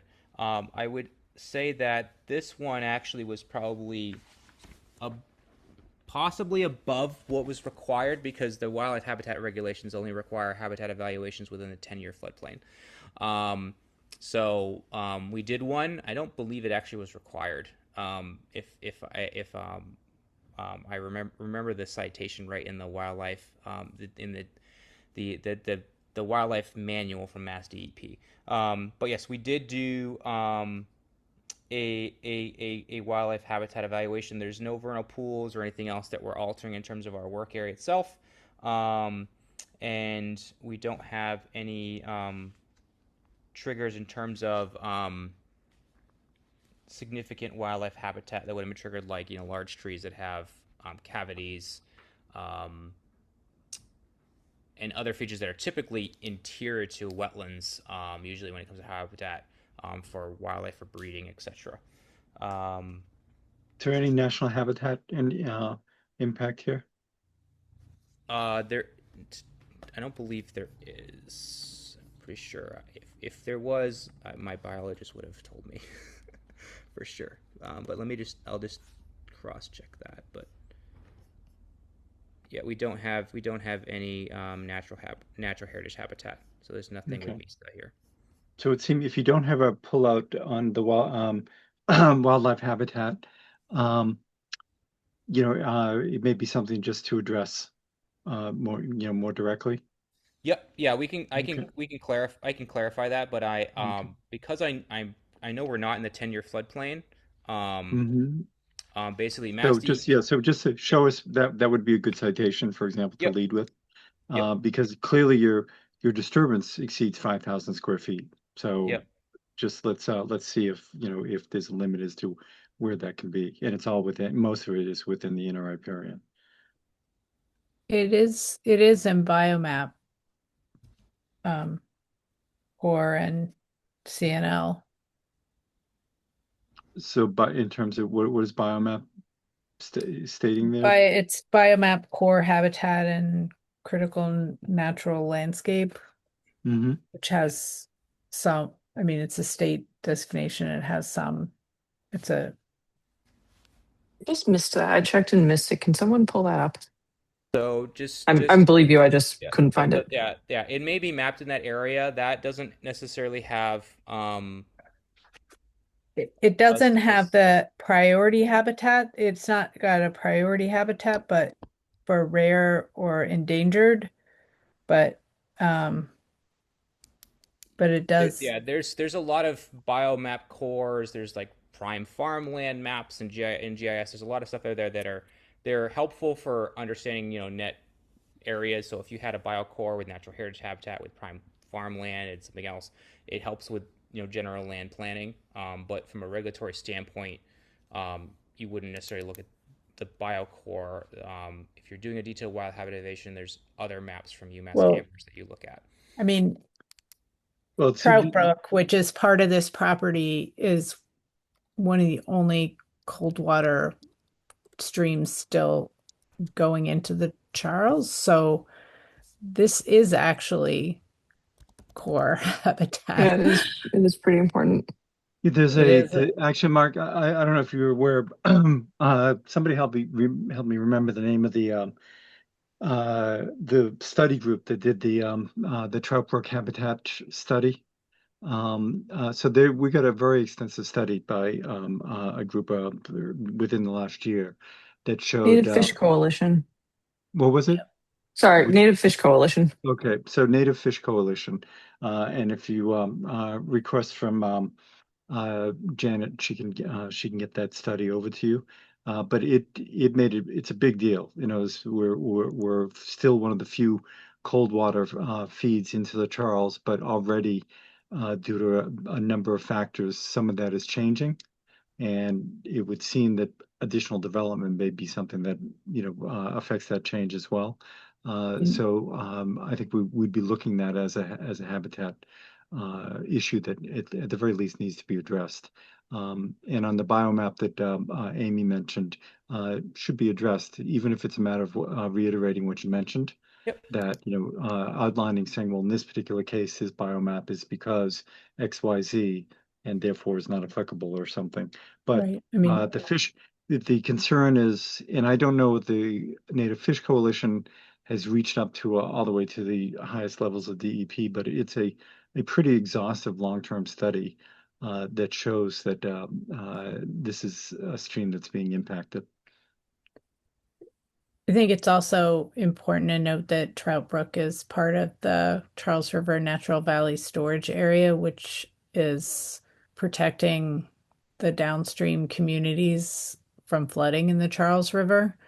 And this property may not have a Army Corps easement on it, but a lot of properties in this neighborhood do have either the easement or are owned by the Army Corps specifically for the floodplains. So I would guess that the Army Corps is going to jump all over you for altering a floodplain in this area and making sure that all of your compensatory storage is correct on that. So just be aware that the feds may be after you too. So yeah, this would first be a FEMA matter in terms of if there was a concern for the floodplain. FEMA would bear well, except that this is the Charles River Natural Storage Area is a U.S. Army Corps project and property, and they literally just finished redoing their master plan for it. So they may have something to add to this, and we'll obviously be checking with them to make sure. But it may a preemptive check on your end may help as well. Janet, any other questions?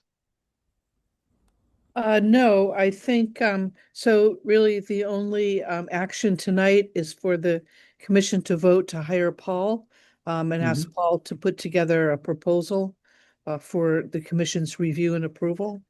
Okay. I'll entertain a motion for that. Or move to approve the hiring of Paul McManus and Ecotech as an independent. Can you get a little closer to your mic, Tim? Sure. There we go. Oh, yeah. Move to approve the Request for proposal, I guess. request for proposal from Paul McManus as an overseer for the project. Second. Okay. Thank you. This would be for peer review with Ecotech. Amy? Aye. Tim? Aye. Sarah? Aye. Anna, Aye. Zega, Aye. and I'm an aye. Let's see. Mark, you can take the screen down. Prior to moving on with this, is there anyone else who's viewing this evening? Are there any questions from anybody in the from residents or audience, if you will? Okay, so hearing none, we'll continue this to I think what we'll continue it is we're gonna have Paul get involved. So Mark, you may be looking at a continuance that's a month out as opposed to Yes, 2 weeks out. I would request a month out. And just Janet, just to clarify, we're gonna stake out the houses, the driveways, the limit of work, and the floodplain mitigation areas. I think that should be enough stakes for everybody to look at for the commission and Okay. Paul, right? Maybe the septic system outline as Okay. well.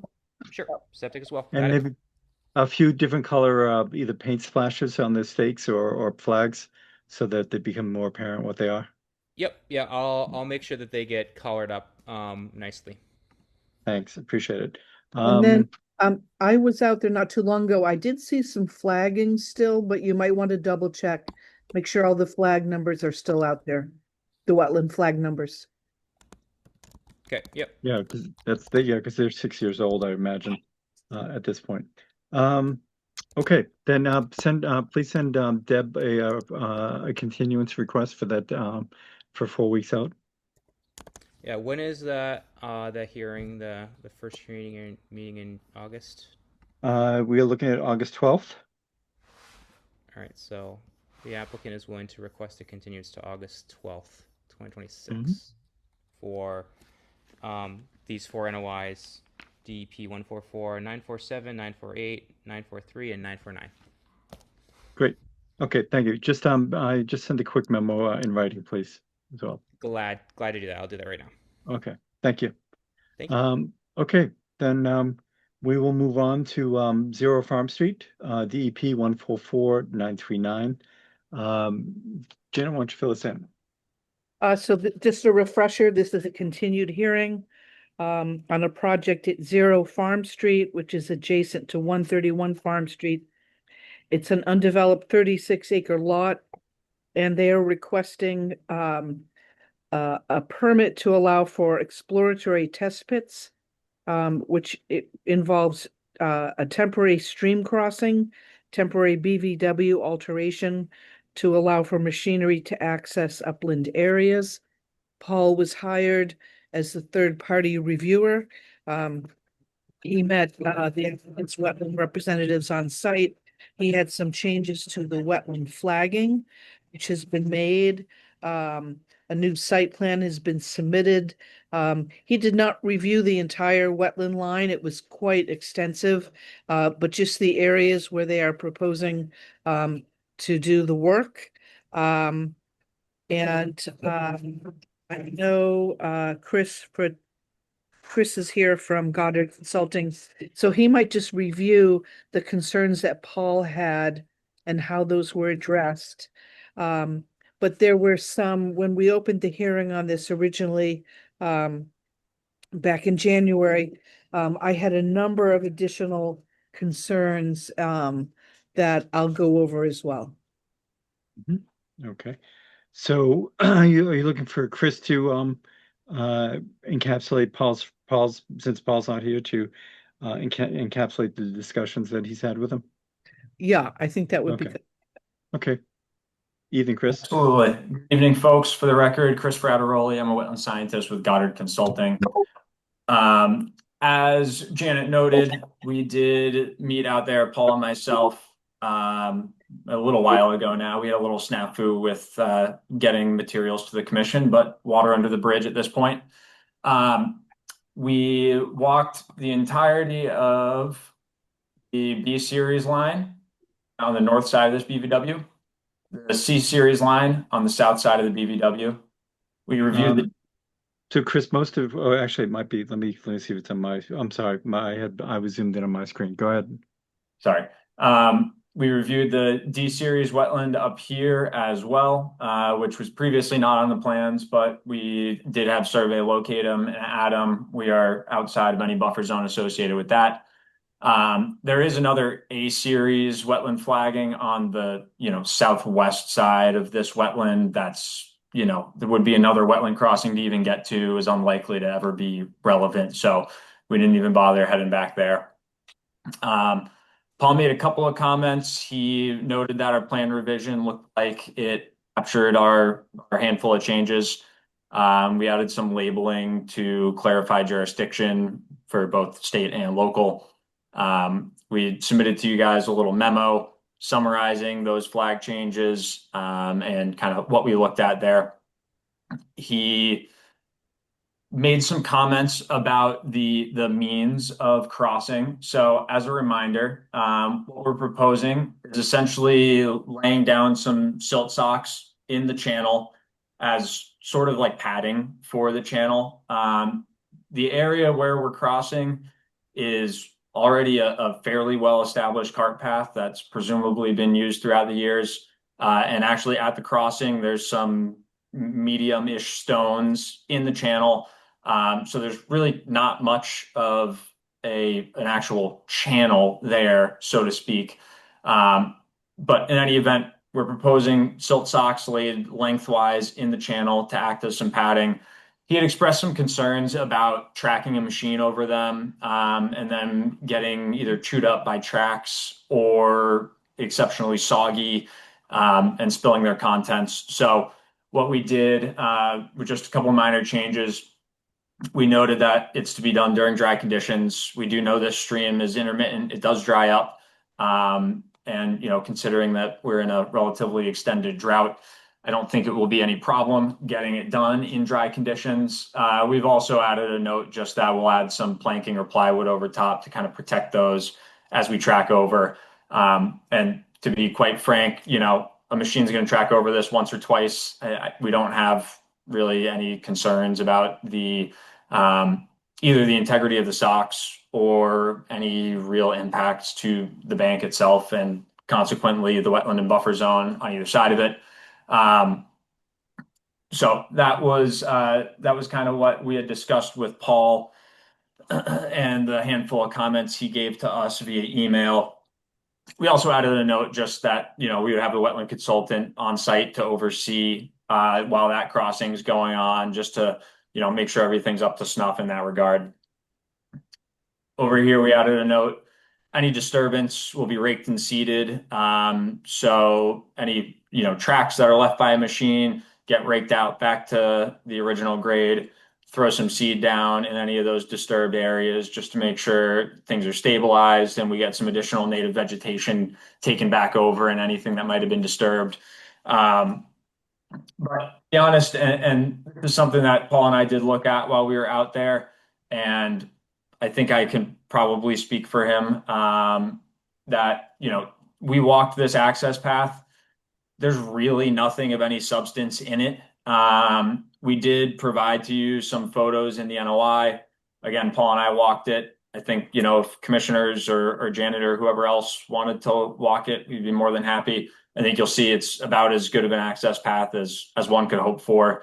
Aside from some herbaceous stuff, some, and maybe a handful of few and far between small shrubs or white pine saplings, which I think we could reasonably avoid quite well. There's really no vegetation in the cart path. So that's why we chose it.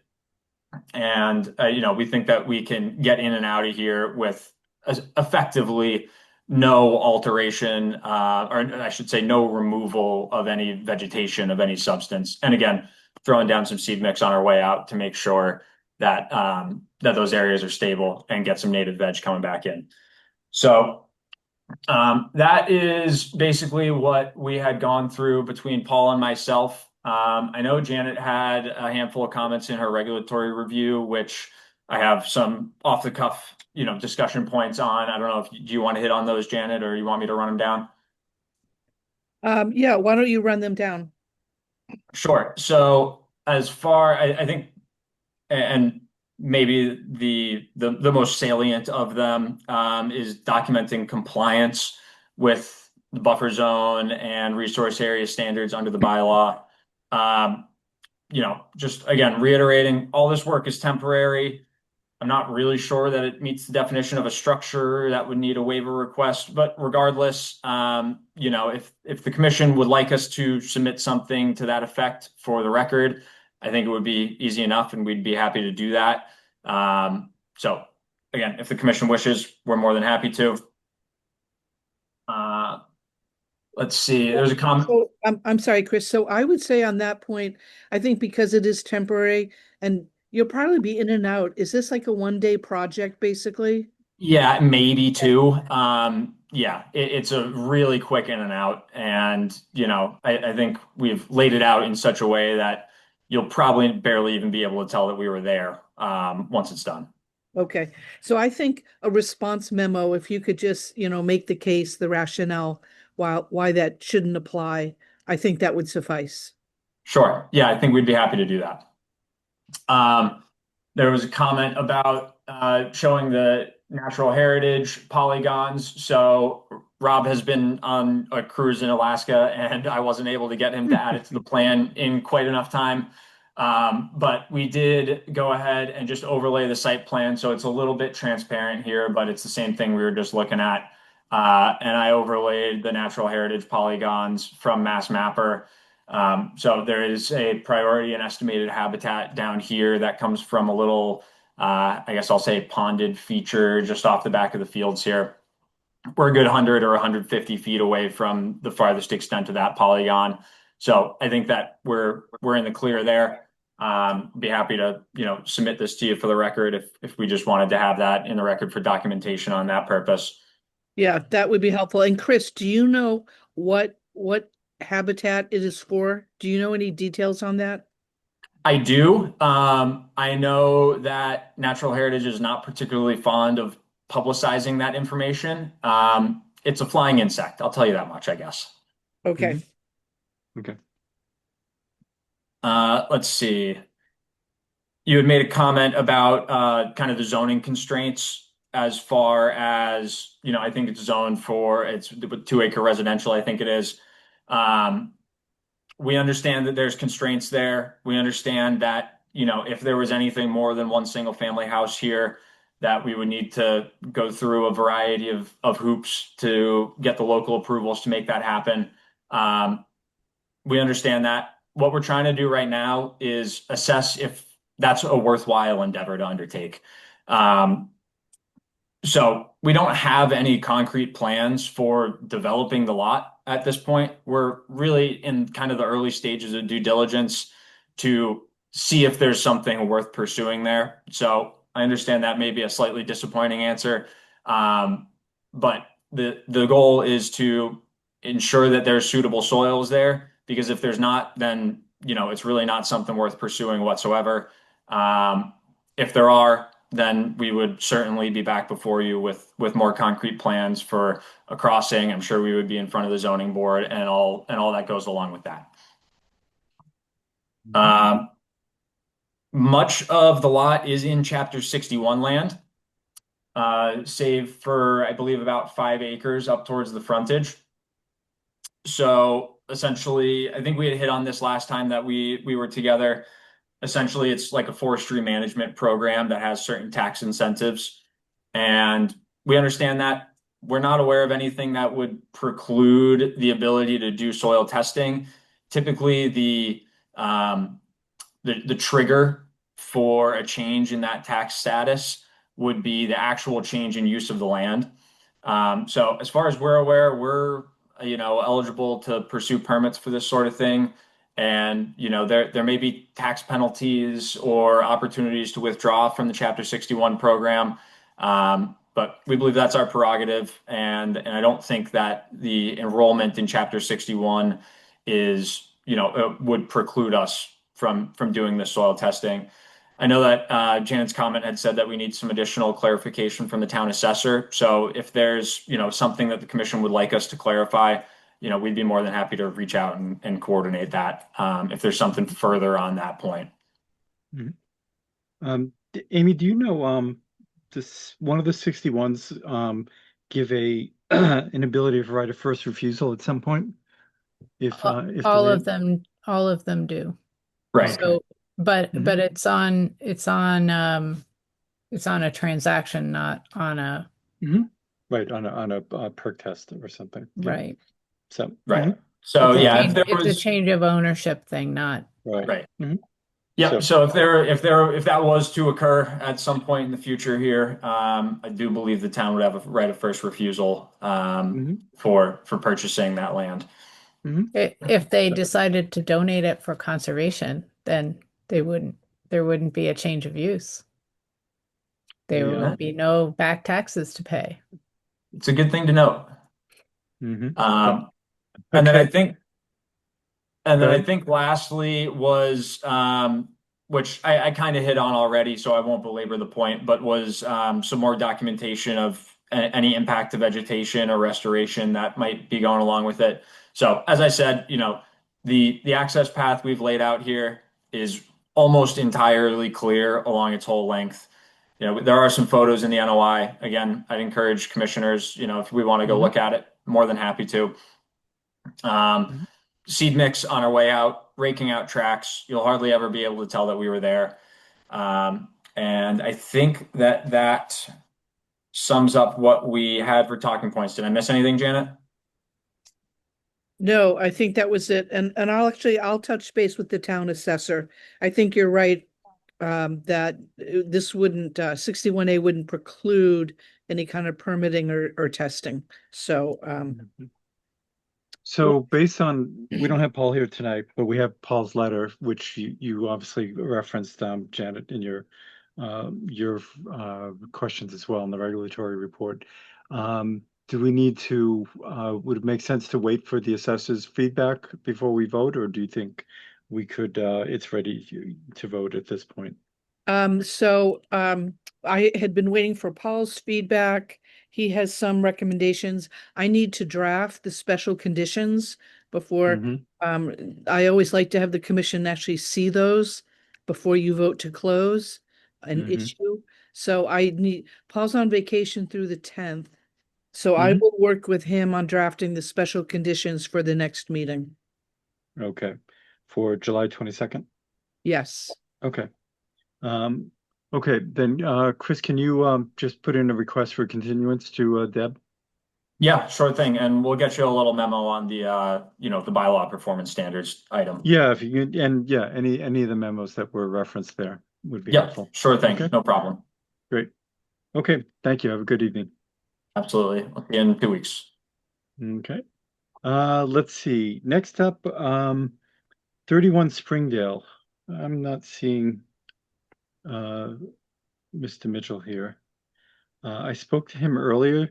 For some reason, he was unaware that this was he's been out of town, whether this was up. I can try to text him to see if it's and we can move on to somebody else. And why don't we do that? Because he did say he was going to be here, but I mentioned that we had a long hearing in front of him. And then we can circle back to that regardless of what we get for a reply. So why don't we move on to 26 Donnelly Drive? And Sure. Janet, So fill us in. So this is a continued hearing on a notice of intent, DEP 1440945. This is for the construction of a pool, a patio, a pavilion. There's grading, and then substantial mitigation plantings for the proposed work. So we were waiting for a DEP number. We have received all the information we need.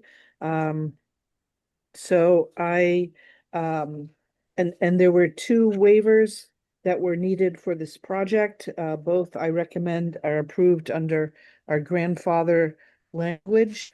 The waiver, the portion of the pool is within the 70-foot no structure, but it's all in already disturbed area. And the second waiver is for the mitigation plantings within the 50-foot no disturb setback. And we did at the last meeting, the commission approved a waiver of the waiver fee for the work in the 50-foot no disturb setback area because the mitigation plantings will increase protection of the wetland resources.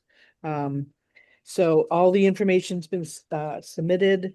So I do recommend that the commission approve both waivers under your grandfather policy. Since all work will be in previously disturbed areas and there are no other practical alternatives. And then I recommend there are 23 additional special conditions. And there's one in particular that I highlighted, which is a pool water source restriction that I want to review with the commission. And it's special condition number 13, which would state that the swimming pool cannot be filled, topped off, or otherwise supplied with water from any on-site private well, irrigation well, or groundwater withdrawal located on the property. So the point of this is that given the fact that all residents or most residents rely on the town's aquifer to supply their drinking water well, and in some cases irrigation well, that it's really not a good use of our groundwater resources to be filling pools. Both the Board of Health and the Planning Board do require that pools be filled by an off-site licensed water supplier. And I think that this would be a good new condition for pools going forward. So I just wanted to bring that to your attention. And again, the condition I have here, it's basically indicating the rationale is that groundwater withdrawals could adversely affect nearby wetland resource areas, and that we find the condition is necessary to protect groundwater dependent wetlands. I have a thought we question, already Janet. had it. I have a question. Is it so? But this is in essence a duplicate of what the Board of Health Yeah. requires as well. Yes, and their concern isn't really particularly wetlands, it's more Aquifer. groundwater, yeah. Mhm. But So, I see no reason for us to also require it. We also have other special conditions and bylaw performance standards that duplicate. They're an extra layer of protection. So, Board of Health could change their regulations, and I think our having it now as a standard special condition for pools makes sense and we can justify it. mhm.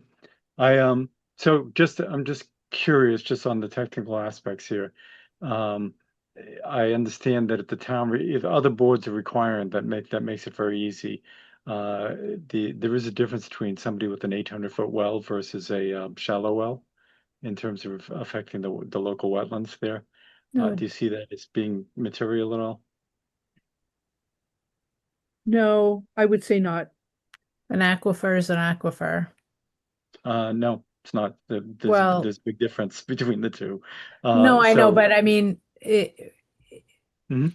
do you want them to denude our aquifer or do you want them to dry out our wetlands? I don't really, I don't want No, them to I've either. just, I'm just saying, there's And a certain I level of thought redundancy. we actually had this requirement already in, I seem to remember hearing it and voting on it in the past about Mhm.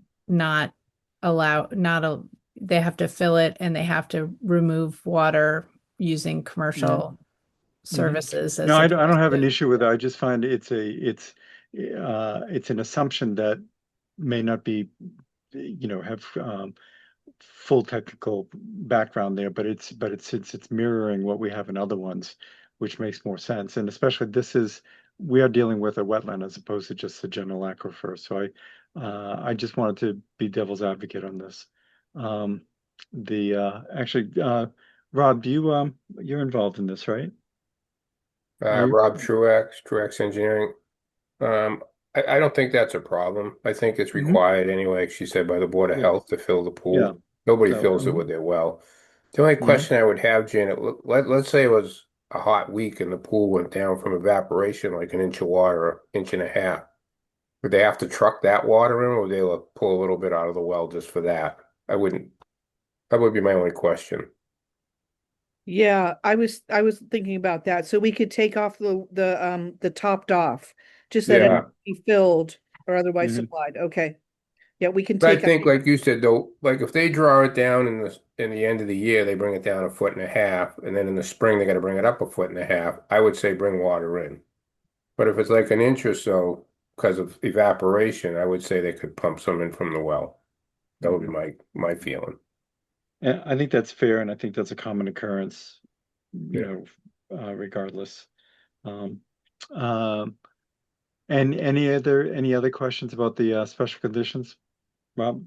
No, I think we're fine with it. I do have a question on the waiver, the fee Mhm. waiver you granted for the waiver. Mm-hmm. So we paid that fee. You know, Mm-hmm. I paid those fees, the two $500 waiver fees. So Mm-hmm. how does the reimbursement work on that? We're trying to figure that one out because we just went with OpenGov on that. Deb, have you gotten any feedback on that? On cutting refund checks to people who may have overpaid? Oh, you're not muted. You're muted.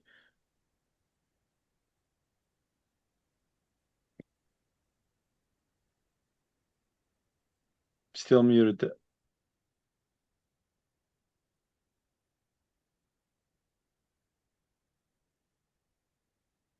Don't Oh, quote thank you. me, but I What's think that? I said, don't quote me, and I'm going to Mhm. tomorrow, but I don't think I submitted one of those checks, Rob, for this very reason. I Oh, so you think you still have one of the checks? think I might. No, I Okay. paid him online, Deb. Oh, Oh, okay. Oh, no, Yeah, we never did the checks That was because I it. went back online and did, and we got that to work, remember? okay. I was your sample patient. So basically, so we voted on the waivers, Janet, Yes, is that You didn't vote, but you agreed to waive the waiver fee for the 50-foot mitigation plantings. correct. okay? And that's one waiver. Did we vote on a second waiver as well? No, so you'll be voting not vote. tonight on that. Yeah. On both of them. So we agreed to waive both waivers, is what you're saying.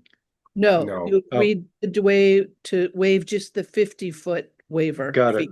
Okay. So if we could follow through on that and just do one waiver, then you'd only be looking for a refund of one $500 check. Is that correct? I think the way it works is you have to vote the two waivers as far as the waivers go. You've Right. already voted waiving the fee for one of them. Mm-hmm. Correct, Janet? Yes. Okay. You still have to And vote then- both waivers. Right. And then, You're just waiving one of the fees. right. And then on the administrative part, so what you would be looking for is a refund of one of those waiver one of those waiver Correct. fees. A check for $500 yeah, she can just Right. mail it to me, ever how she does it. Well, we don't have access to the town checkbook, but we'll find out because we can't be the first ones where this is happening. So we will work on that starting All tomorrow. right, I'll touch base with Deb and see how she Yep. makes out in a few days. Great. Okay. So I'll entertain let's see, at this point, Janet, are we any other questions before closing the hearing? So I just wanted to restate that we we have not had that pool water source restriction in the past. I've been through a Right. lot of old order conditions. What we have required is that the pool infiltration system shall not be of a type requiring back flushing or chemical treatments, Right. including. And is that one of the special conditions here? Yes, and then Okay. the other one specifically with pools is that there can be no discharge within the 100-foot buffer zone. No pool water discharge. So, and that's also, we normally spell that out as well. So, Yeah. Yeah. Okay, because on my magnification, I'm running into multiple pages here of the special conditions. Okay, so I I don't see a problem with number 13 because it makes sense and it's also redundant for what other departments require. And yet it makes it clear that it affects, it potentially affects the local wetland there. So I'm open to a motion to close the hearing. Sure, move to close the hearing. Second. Thank you. All in favor? Tim? Aye. Zega? Aye. Anna? I'm actually going to recuse myself from all these votes because I'm in a butter. Oh, okay. Amy? Aye. Sarah? Aye. And I'm an aye. Okay, then entertain a motion to Yeah, to grant the waivers, yeah, each move to, particular waiver. let me find the waiver. Too long. Oh, well, one is what, 50 foot and one is 70? Is that what they are in general? Yeah, Jen? okay, move to grant a waiver from section 263-5 K.2 to setbacks to construct a full patio, pavilion, and fence within the 70-foot no structure setback. From is that the 50 or the 75? The 70. 70-foot no structure setback. Okay. Okay. Do I hear a second? Second. Thank you. All in favor? Tim? Aye. Zega? Aye. Sarah? Aye. Amy? Aye. And I'm an aye. And now the second one. Yeah. Move to grant a waiver from section 263-5 setbacks to allow work within the 50-foot no disturb setback area. Second. Thank you. All in favor? Tim? Aye. Sega? Aye. Amy? Aye. Sarah? Aye. And I'm an aye.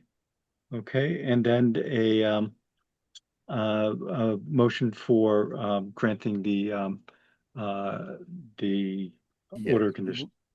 Move to issue an order of conditions approving the project as presented with the many 20, oh.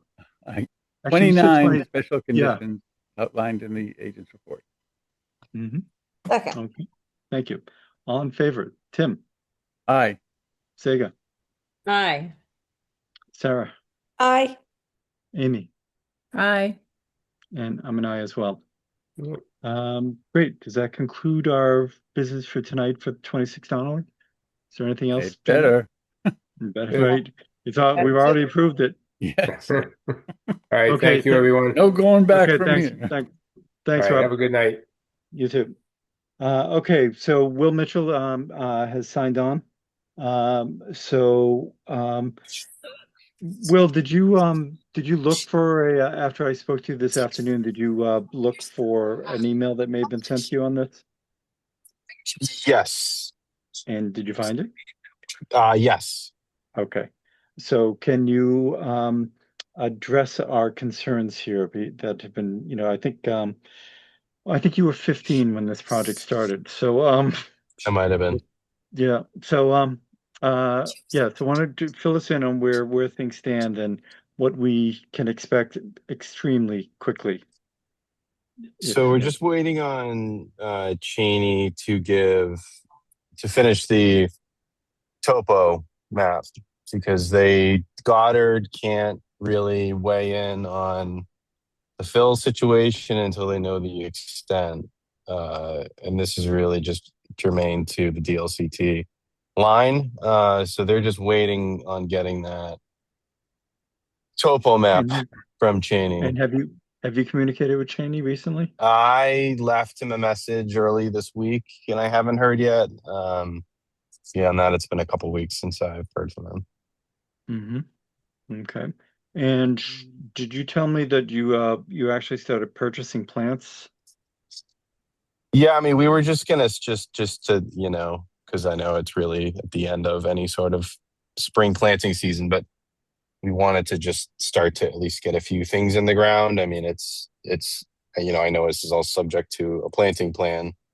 So really, we just wanted to to be proactive and just at least get something in the ground. So we ordered some wetland plants, and we're going to put those in the ground, and hopefully that will be complementary to the full plan that's going to be proposed. But I just wanted to be proactive and get something done, as we're kind of still waiting for this official plan. Was there a preliminary planting plan for the right side of the house where that Yeah. small section?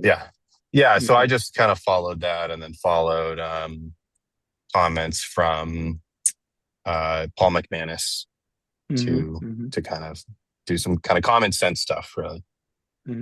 So, but at this point, with we have nothing formal in terms of the response on that, and I appreciate the taking planting season into account. Can you check with Goddard about there's going to be very minimal planting along the DLCT line. So it would seem to me that we can't wait on Cheney. Let's get the revision from Goddard on that. The only issue there, John, was just they're kind of bound until they get that plan, just because they don't know whether they don't want to make a decision or an opinion on whether or not to leave the fill without having the before and after topos is their sticking point.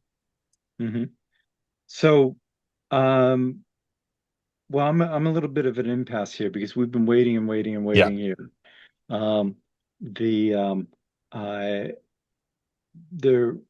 We have discussed this in the past and so forth. It would seem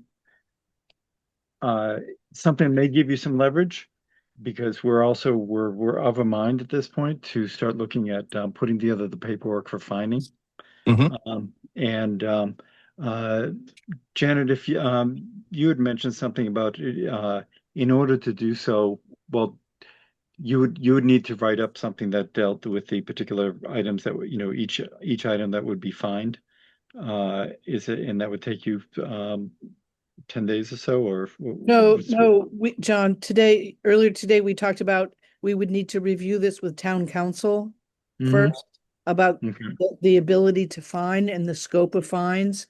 I had already identified in all my documentation the violations themselves. So that's clearly documented. It's really because the commission has not fined, in decades. Really getting some direction from town council. Yeah, well, that's not the right area to be unique in. So my sense on this is I think we're going to grant Janet permission to make contact with town council. You can convey that to Cheney. We will convey it to Cheney if he calls into the office for something else. But we're kind of left with no other choice, because we keep hearing, soon.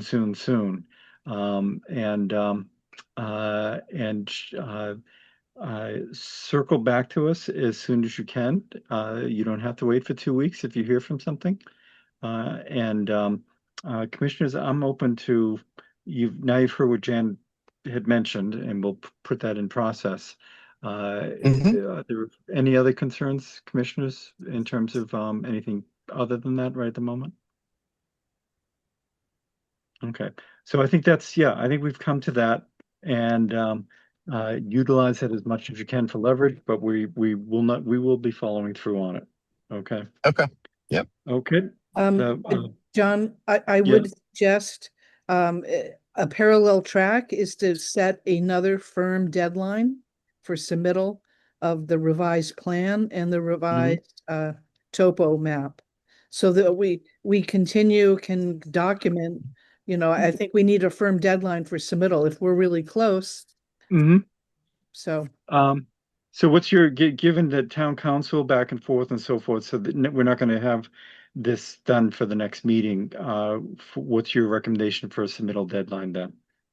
I'd recommend a submittal deadline of the next meeting, and the imposition of potentially of fines could be a separate issue. My suggestion would be, instead of paying $200 an hour for town council on this, that you give a firm deadline of the next meeting with the topo plan and a revised restoration plan, and they are reviewed by Will, and someone from Goddard attends the meeting, and we review those documents. If we get those, and they're complete, then the commission would consider the imposition of fines.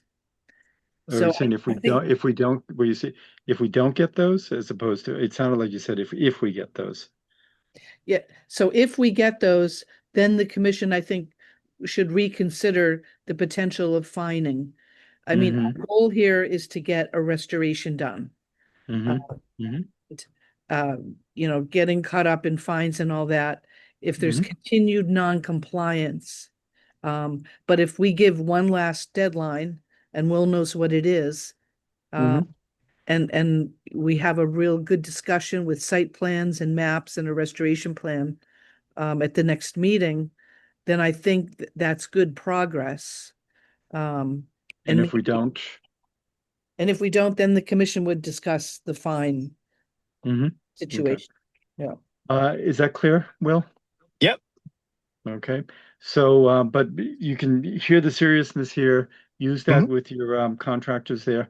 Sure. And we will put you on the agenda for next month. I mean, next week. Okay. Excuse me, next hearing. Okay. Okay. Sounds okay. good. Right. Thank you. And send us pictures if you of any plants you've bought. So make sure they're watered. Okay.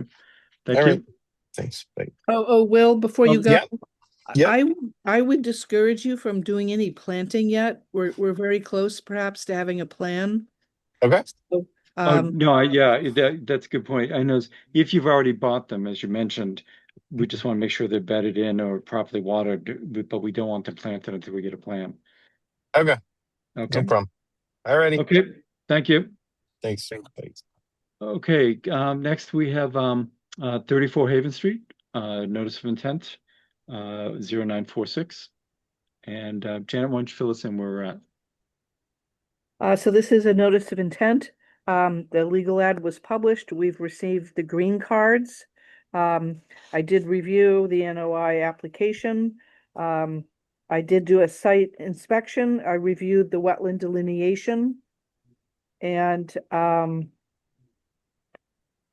the NOI is a follow-up to your previous discussion with the owner and their wetland consultant, Russ Waldron, who's on tonight. There had been a previous enforcement order. Trees had been removed, 8 trees. A mitigation plan was proposed, but never fully implemented. And so the NOI before you is for confirmation and approval of the wetland delineation, and also approval of a mitigation planting plan to comply with the enforcement order requirements. Okay. And so it might be helpful to have Russ pull up the site map. A new project is being proposed, and based on the wetland delineation, all the work is outside the 100-foot buffer. But it would be good to have Russ just walk us through that site plan and then also the proposed planting plans. Okay, great. Thank you, Janet. Welcome, Russ. Thank you, everybody. Happy to be here. Russ Waldron, Applied Ecological Sciences, here for 34 Haven Street. So Janet really covered it very well. So basically, what I did leading up to our prior meeting, I reviewed everything from the 2018 enforcement order, the order, the minutes and everything. And I pretty much just stuck with what the commission at the time recommended. Their number and species of trees, which are here. Can you zoom in a little bit, please? You betcha. Good, more? A little more. Let me see there we go. Yep. Okay, so these are a mix of oaks and maples, northern red, black oak, red, and sugar maples. The numbers are 2 each, 2.5-inch caliper. As we, mentioned before, there's some existing Bradford pears and a couple of Norway maples. Both of those are considered invasive. In this particular area, they don't seem to be a problem. But and I asked for, input from Janet or the commission as to whether you want those to go away or not. I don't know that that's necessary. I mean, we can fit the oaks and maples in between them really nicely. And And what size for the new trees were you proposing? at Caliper? 2.5 inch. Okay. So they're pretty big trees. Yeah. Yeah, they're good. 2.5 inch is a good sized tree. Mm-hmm. And 2 each. The recommendation back then was 35 feet on center, which is fine. You could even tighten up to 25 if you wanted to, because it takes years to grow a forest. So that would be all right as well. And that's pretty much it. Okay. Janet, what's your thought on that?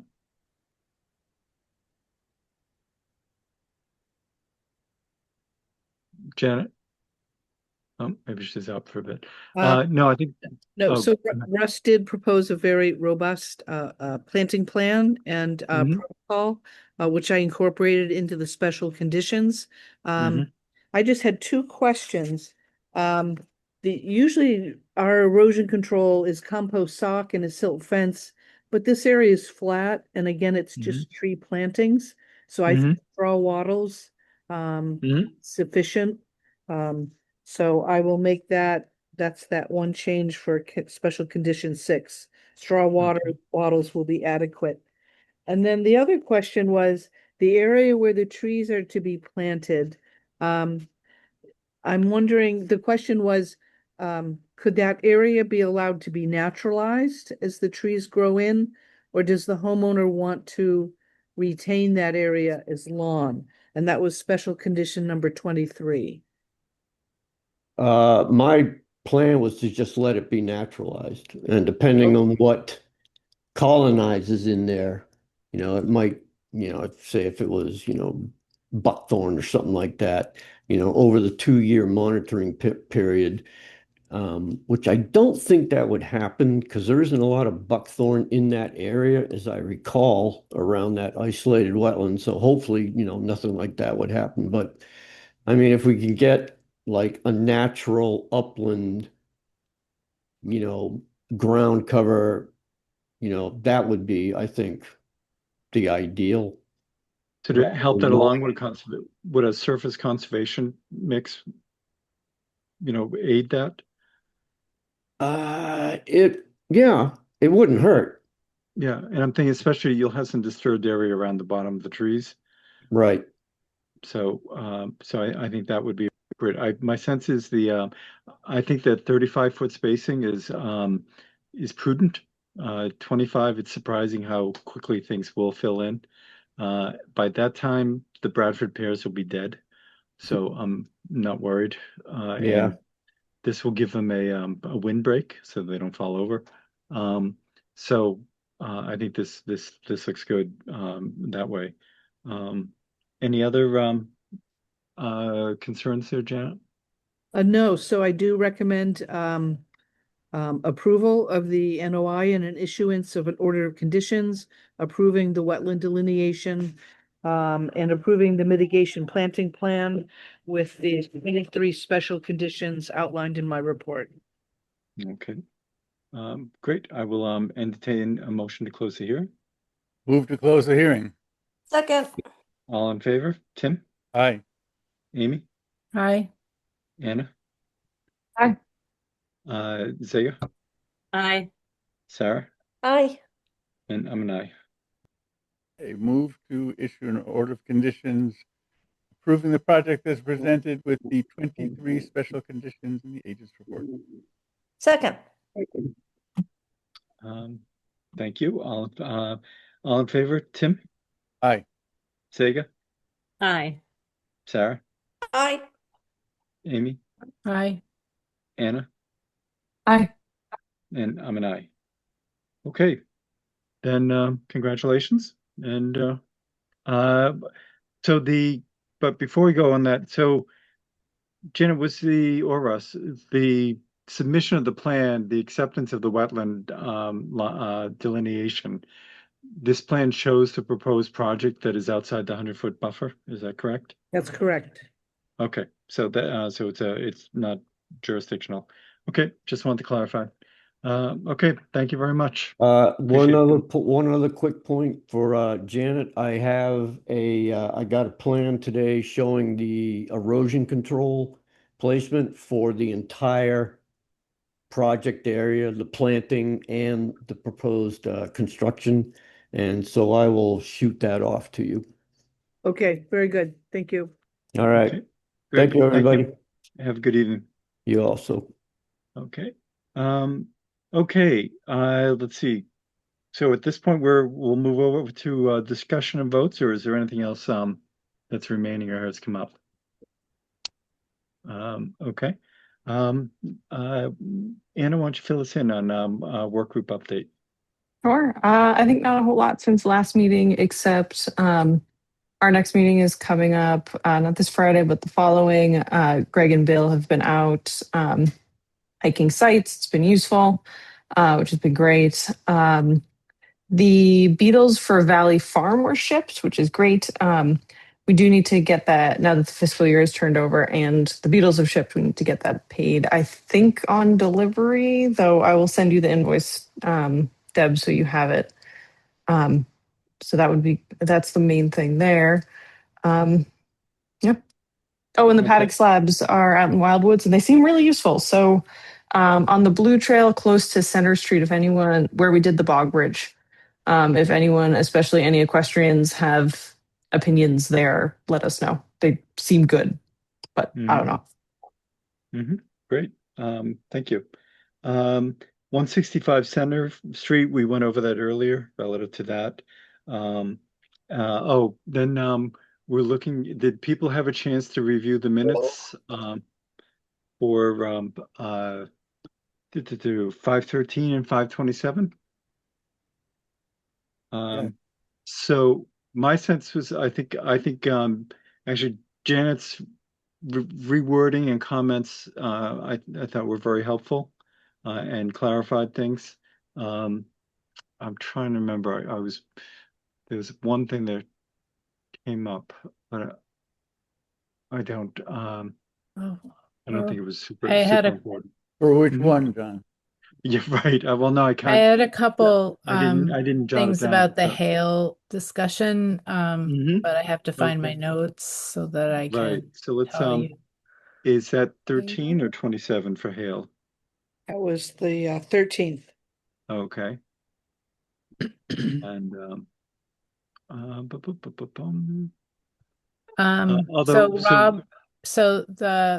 Rob Warren is consulting for the trustees, not for Hale. Okay. I don't know whether, and I believe that Jennifer Dubois' title is Managing Director of Conservation, conservation for the trustees. Also, Hale Reservation should be changed to Hale Education throughout. They changed their name legally a few years back. And I would just recommend that to not be super redundant, we just call all of the CRs Hale Conservation Restrictions and not Hale Education Conservation Restrictions. And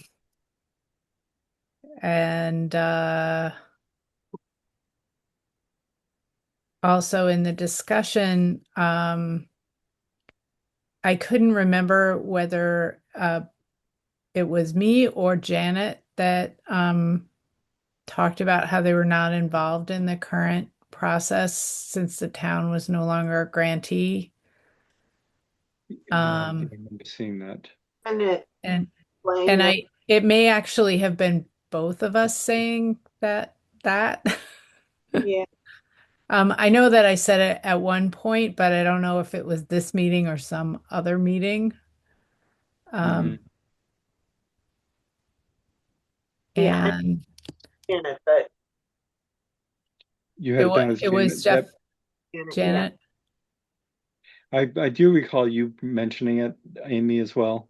Um,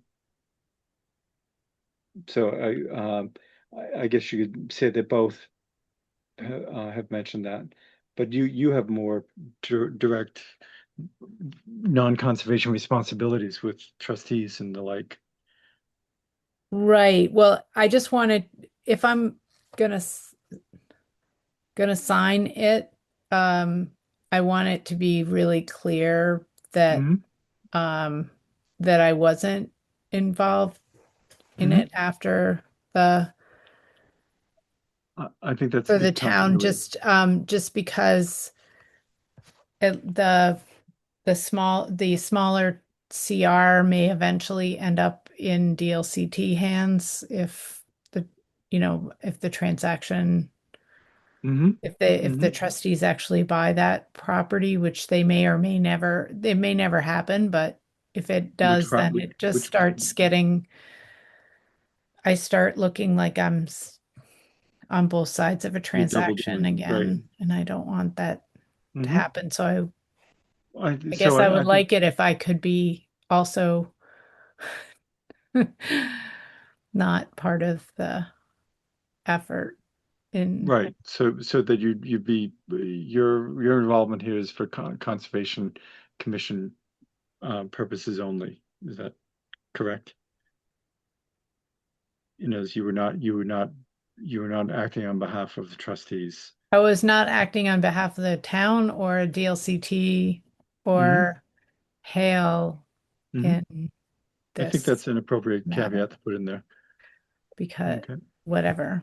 I don't know exactly how you want to word it, but I Mhm. can, um, I you can, could just say Amy Mood and Janet Bowser confirmed that um that they had That not been involved in the current well, process that because their the roles in town this was no were longer a limited. grantee. It's just Yeah. that I was actually with JJ negotiating it with Rob for the town in the early times. So I just want to make it clear that once the At the town was out, I was out. right. Yeah, So you could just I say think that this your only involvement is as a member of the Conservation Commission. only involvement is what? Is as a Well, member of the Conservation Commission. Yeah, exactly. I correct. think Yeah. I think that that's fine. eliminates That's all. everything else. Yeah. Okay. Yeah. Okay. That works Only. great. There oh, was one other thing. Uh,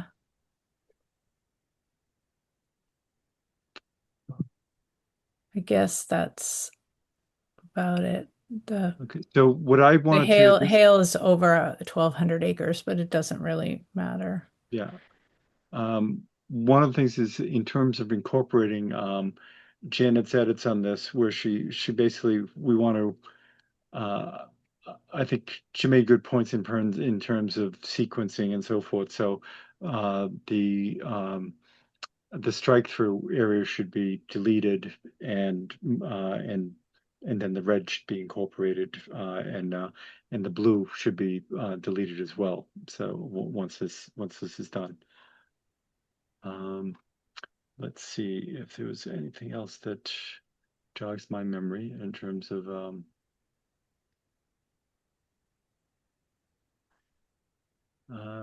nope.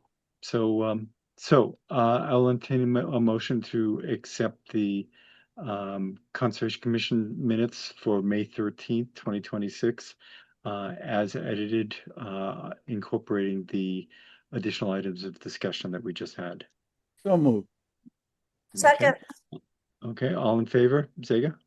Aye. Tim? Aye. Anna? Aye. It's a quiet eye. And Sarah? Aye. And did I say Amy?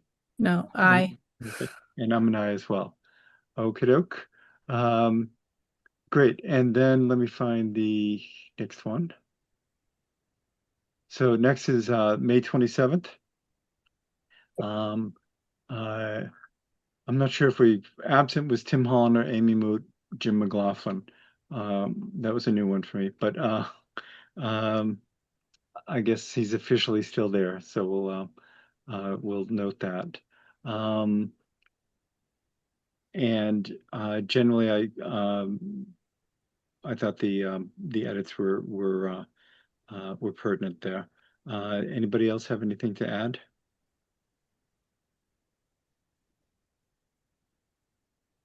No. And so, and given that I was reading this originally on my phone and I didn't write my edits, I have nothing to add.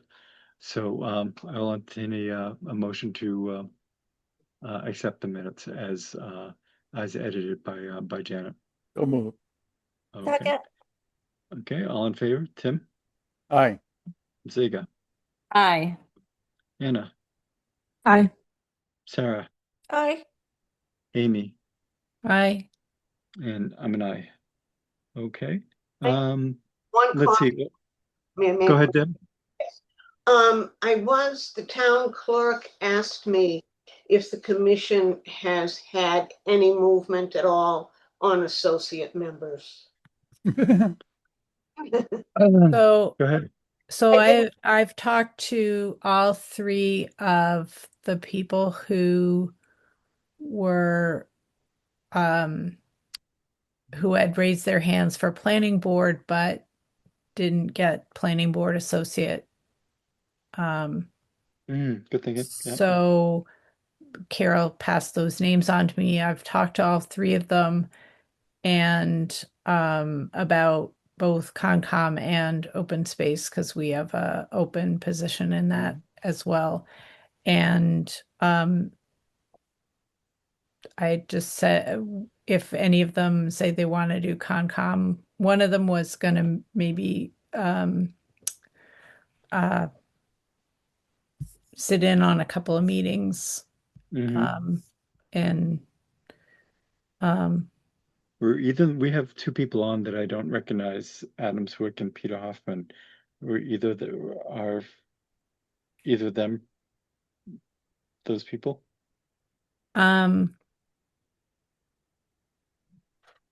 Or they can self-identify. Or let us know if you're interested because you've seen what a stellar commissioner it is. But okay, so hearing nothing. Okay, go ahead, Amy. and so if they say they want to do it, then I was going to pass them on to you to have you talk to them. Okay. I'm hoping maybe I can get at least one of them for open space. I have somebody else that Greg suggested for open space as well. So we have there's some movement, but we need to.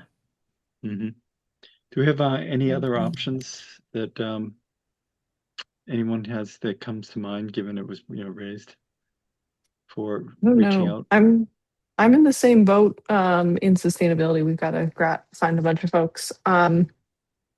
Carol has suggested to work with Suzanne to put together a recruiting campaign, which I'm going to try. I'm not sure how it's going to work, but it seems possible. I'm wondering if it's like a townwide recruiting, something that's covered under the guise of Board of Selectmen or Planning Board or something to land management. Okay, well, why don't we? Thanks, Deb, and we'll. So you have your answer. Okay, well, that's something. We've talked to some people. So, okay. OpenGov access and training for commissioners. Oh, John. Yeah. Before you move on, the other part of this was discussing options to address minutes backlog. And I have some new information. I've been talking to some other agents and I was talking to Joyce Hastings. She had called me about a project and I was asking her about minutes. She said that they are using a software company And the first 3 months are free. And it does an incredible job, she said. It's just, advanced, way further advanced than Zoom. Mhm. She said that in Sherborne, the Conservation Commission, Board of Selectmen, Board of Health, Planning, and ZBA are all using this software. And she said it takes a little while to get used to it. You basically you have your agenda and then your transcript, and then it puts together these minutes that she said are really very high quality. So if the commission would be open to it, I'd like to have a conversation with Joyce to see if she'd be willing to come on as a consultant to help us get this set up, so we could then go over, we could see how this works first. Did But she express a willingness to be a consultant? no, so I Oh. didn't say anything about that. I wanted to run that by the commission first. But Okay, we and do have, we do have in our budget $6,800 for back for of minutes to address. well, did that carry over for our new budget year? Yes, that was It did. included. Yes. Really? Oh, sweet. No. And What's did the you, software? John, it didn't carry over, but we still had it as a line item for FY27. so So, was it voted on? yes, And so it did get approved. So yeah, so I see what your point is. It extinguished, but then is still in our budget for 27. that's right. Okay. And as Anna was asking, so did she give you an idea of the price? So it's 1,200. Well, so you have your first 3 months are free. And Joyce said what she'd recommend is you just, try to get all your minutes done in that free period. But it's 1,200 a year to sign up on a So regular. $100 a month, $50 per minutes, which is pretty decent. So do you give it Zoom transcripts, or where does it get the Yes, you Okay. give Zoom transcript and your agenda. Mhm. So I thought, if the commission is comfortable, I could pursue with her. I mean, she's busy, but she might be willing to help us at least get this set up and get like Deb and I trained so we could do this. So is there a company that has this support, or it's just how is it downloaded, or I don't know. I don't know all the details. Yeah. okay, and we also may have to run it through IT and things like that. But I think it's worth pursuing. Is anybody disagree with that? No, I'm just curious. What's the company name? It's called HeyGov. Good name. And then I'd be curious also whether it can work with YouTube hearings. I'm not sure if we've well, actually, so we go back 2 years and with a few stragglers there. Those have all been Zoom. So we should I just don't know whether earlier Zoom transcripts how good they are, and whether it would pick up better under are our Zoom videos then put onto YouTube. Is that correct? They haven't, historically, they haven't been, but like in the last year, they have picked them up. I really don't know who does that, quite honestly. Okay. So maybe we can close the circle on some of these things, and then but I think for $50 a set of minutes, it is a pretty effective use of that funds. And I didn't. That's phenomenal, frankly, that we didn't pick up, or I didn't pick up that that money got continued. So that's great. And Deb, can you just double check that in accounting to make sure? Sure. Yeah. Okay. But I think at the very least we can if for $1,200 a year we may be to use office equipment or whatever, we'll figure that one out. Great. Thanks, Janet. And yeah, so please contact Joyce and feel her out on that. And she had to learn somehow, so I don't know if she doesn't have time, maybe we'll figure out how she how Sherburne figured it out. Okay. Okay. Oh, I had a question. So OpenGov, Deb and I were discussing things. So do we have an ability to put enforcement orders in OpenGov? Can we? Yes, Okay, yes. so I think that's something that because that gives us, and within a making sure we have a searchable field so we can then search on any open enforcement orders. I think that's been one of the banes that we've encountered historically. So we can start to do that, and Deb, you and I can touch base on that. And then on your agents report, Janet, before we get started on that, I just saw the emails come through relative to was it Algonquin and Sarah's brother's concern about bald eagle nest? Mm-hmm. And did you talk to anybody on that?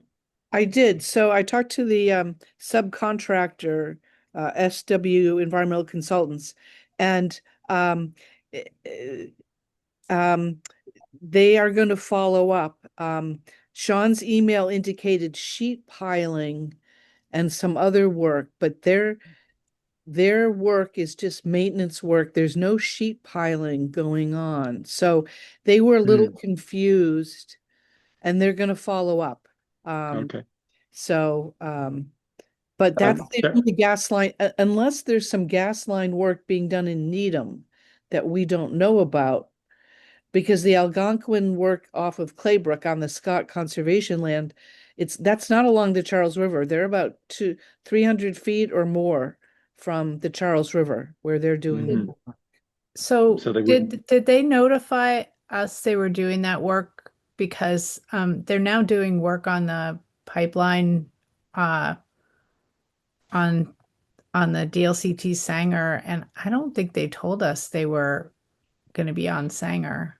So they did, and I sent out the notice, and I did. Okay, no, I mean, I'll check with Nancy, but I think they didn't tell DLCT that. So I was just trying to find out whether they were supposed to be telling people. So I know they told you about their work on Miller Hill Road, Right, but that's the other side of Miller Hill Road from where I just found out today because they're working on, I was talking to Lisa Raphael at 54 Farm Street, and they were working on her, working on her land and coming into Sanger. And I'm like, oh, yeah, they should definitely have notified you as the landowner. yeah. Absolutely. Well, we have a trail that goes across right there that, and they have like stakes up in the trail, but okay, fine. So basically, Janet, are they doing work that's in proximity to what Sarah's brother was concerned about, or are they not? It's not entirely clear, but he did reference sheet piling, which is what they did to And fix. it's not my brother, just to reiterate. Oh, I'm sorry. Oh, Yeah, no, this is on Riverside. Is your brother on Claybrook or? He's on Claybrook, but it's my Oh. my maiden name, which is Rupel. Oh, okay. So I'm sorry. So okay. I couldn't remember his first names. I couldn't Right. remember his first name. So since Monaco was there, I thought, oh, you'll take a stab. Okay. So yeah. So anyway, okay. So thanks, Janet, for following up on that, and we'll continue to see, make sure what's going on. I thought the letter was well written from Sarah's not brother, that in terms of the concerns about noise and the nest and so forth. So Yeah, so okay, whatever kind of response we get, everyone will get that. So great. Okay. The next is a quick update on a notice of intent, 138 Pine Street, that came before us at the last meeting. That's that very large property over near Hills Pond. Paul has been out to the site.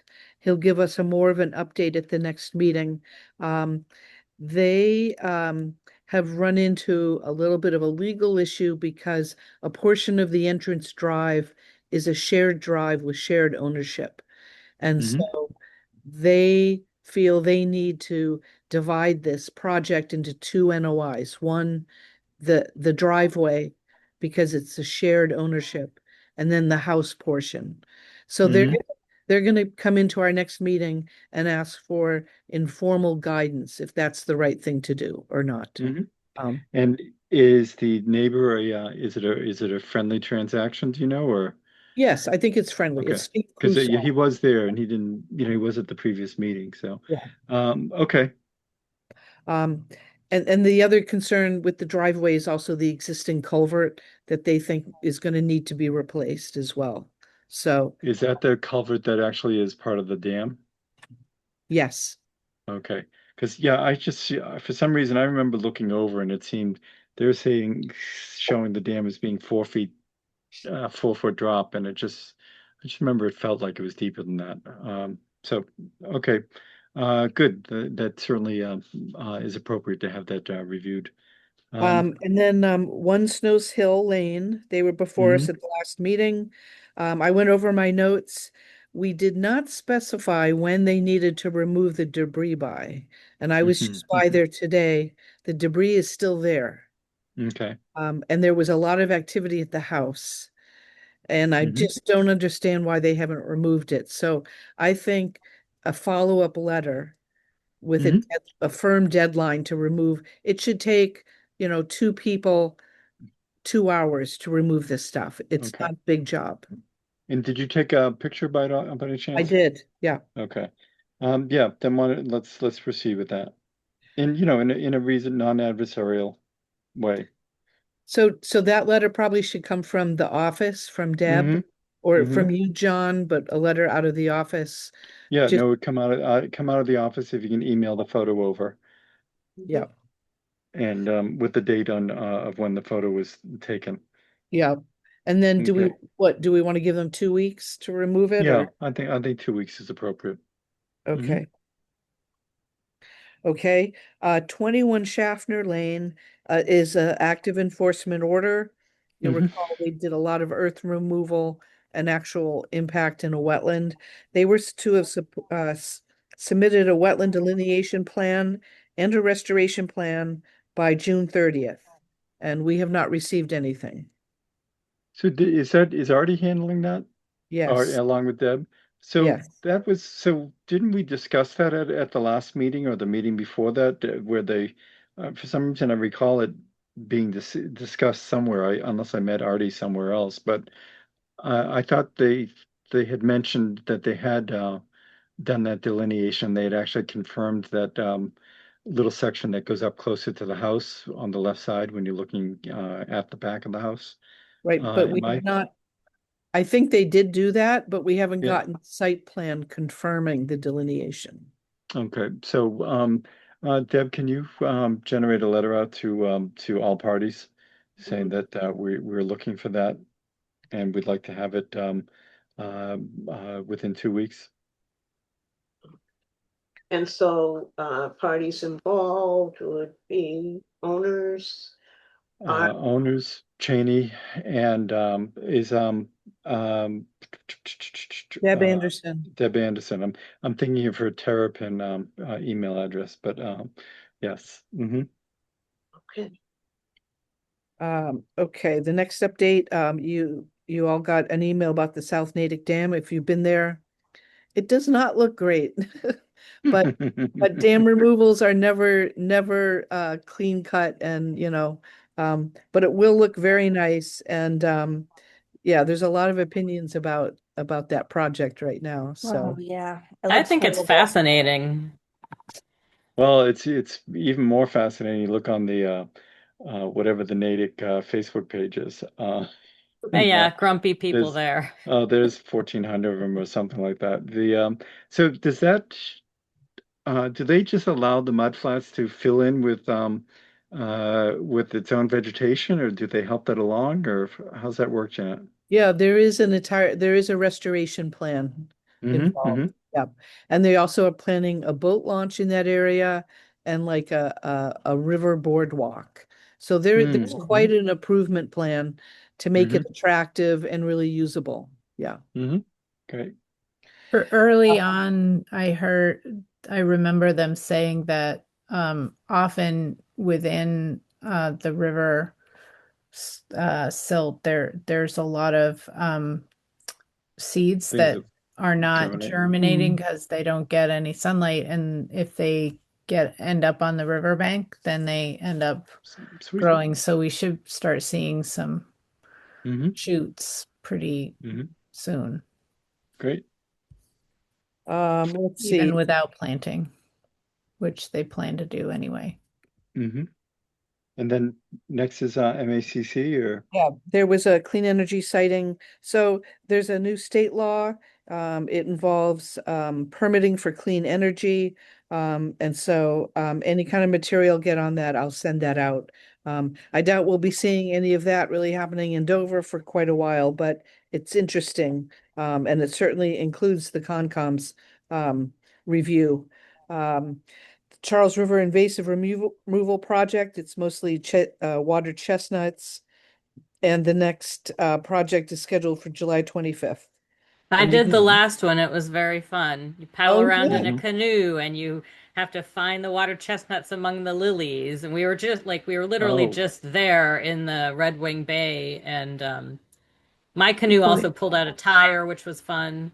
It's very satisfying. And like the nature does not care. Like, there was like a kingbird swooping in front of us, catching bugs, and a frog that waited till the very last second to get out of the way as we were trying to like reach a plant. And anyways, Sounds fun. it's a good I wanted time. to go to the last one, but couldn't. It's the 25th. Is there also going to be one for August by any chance?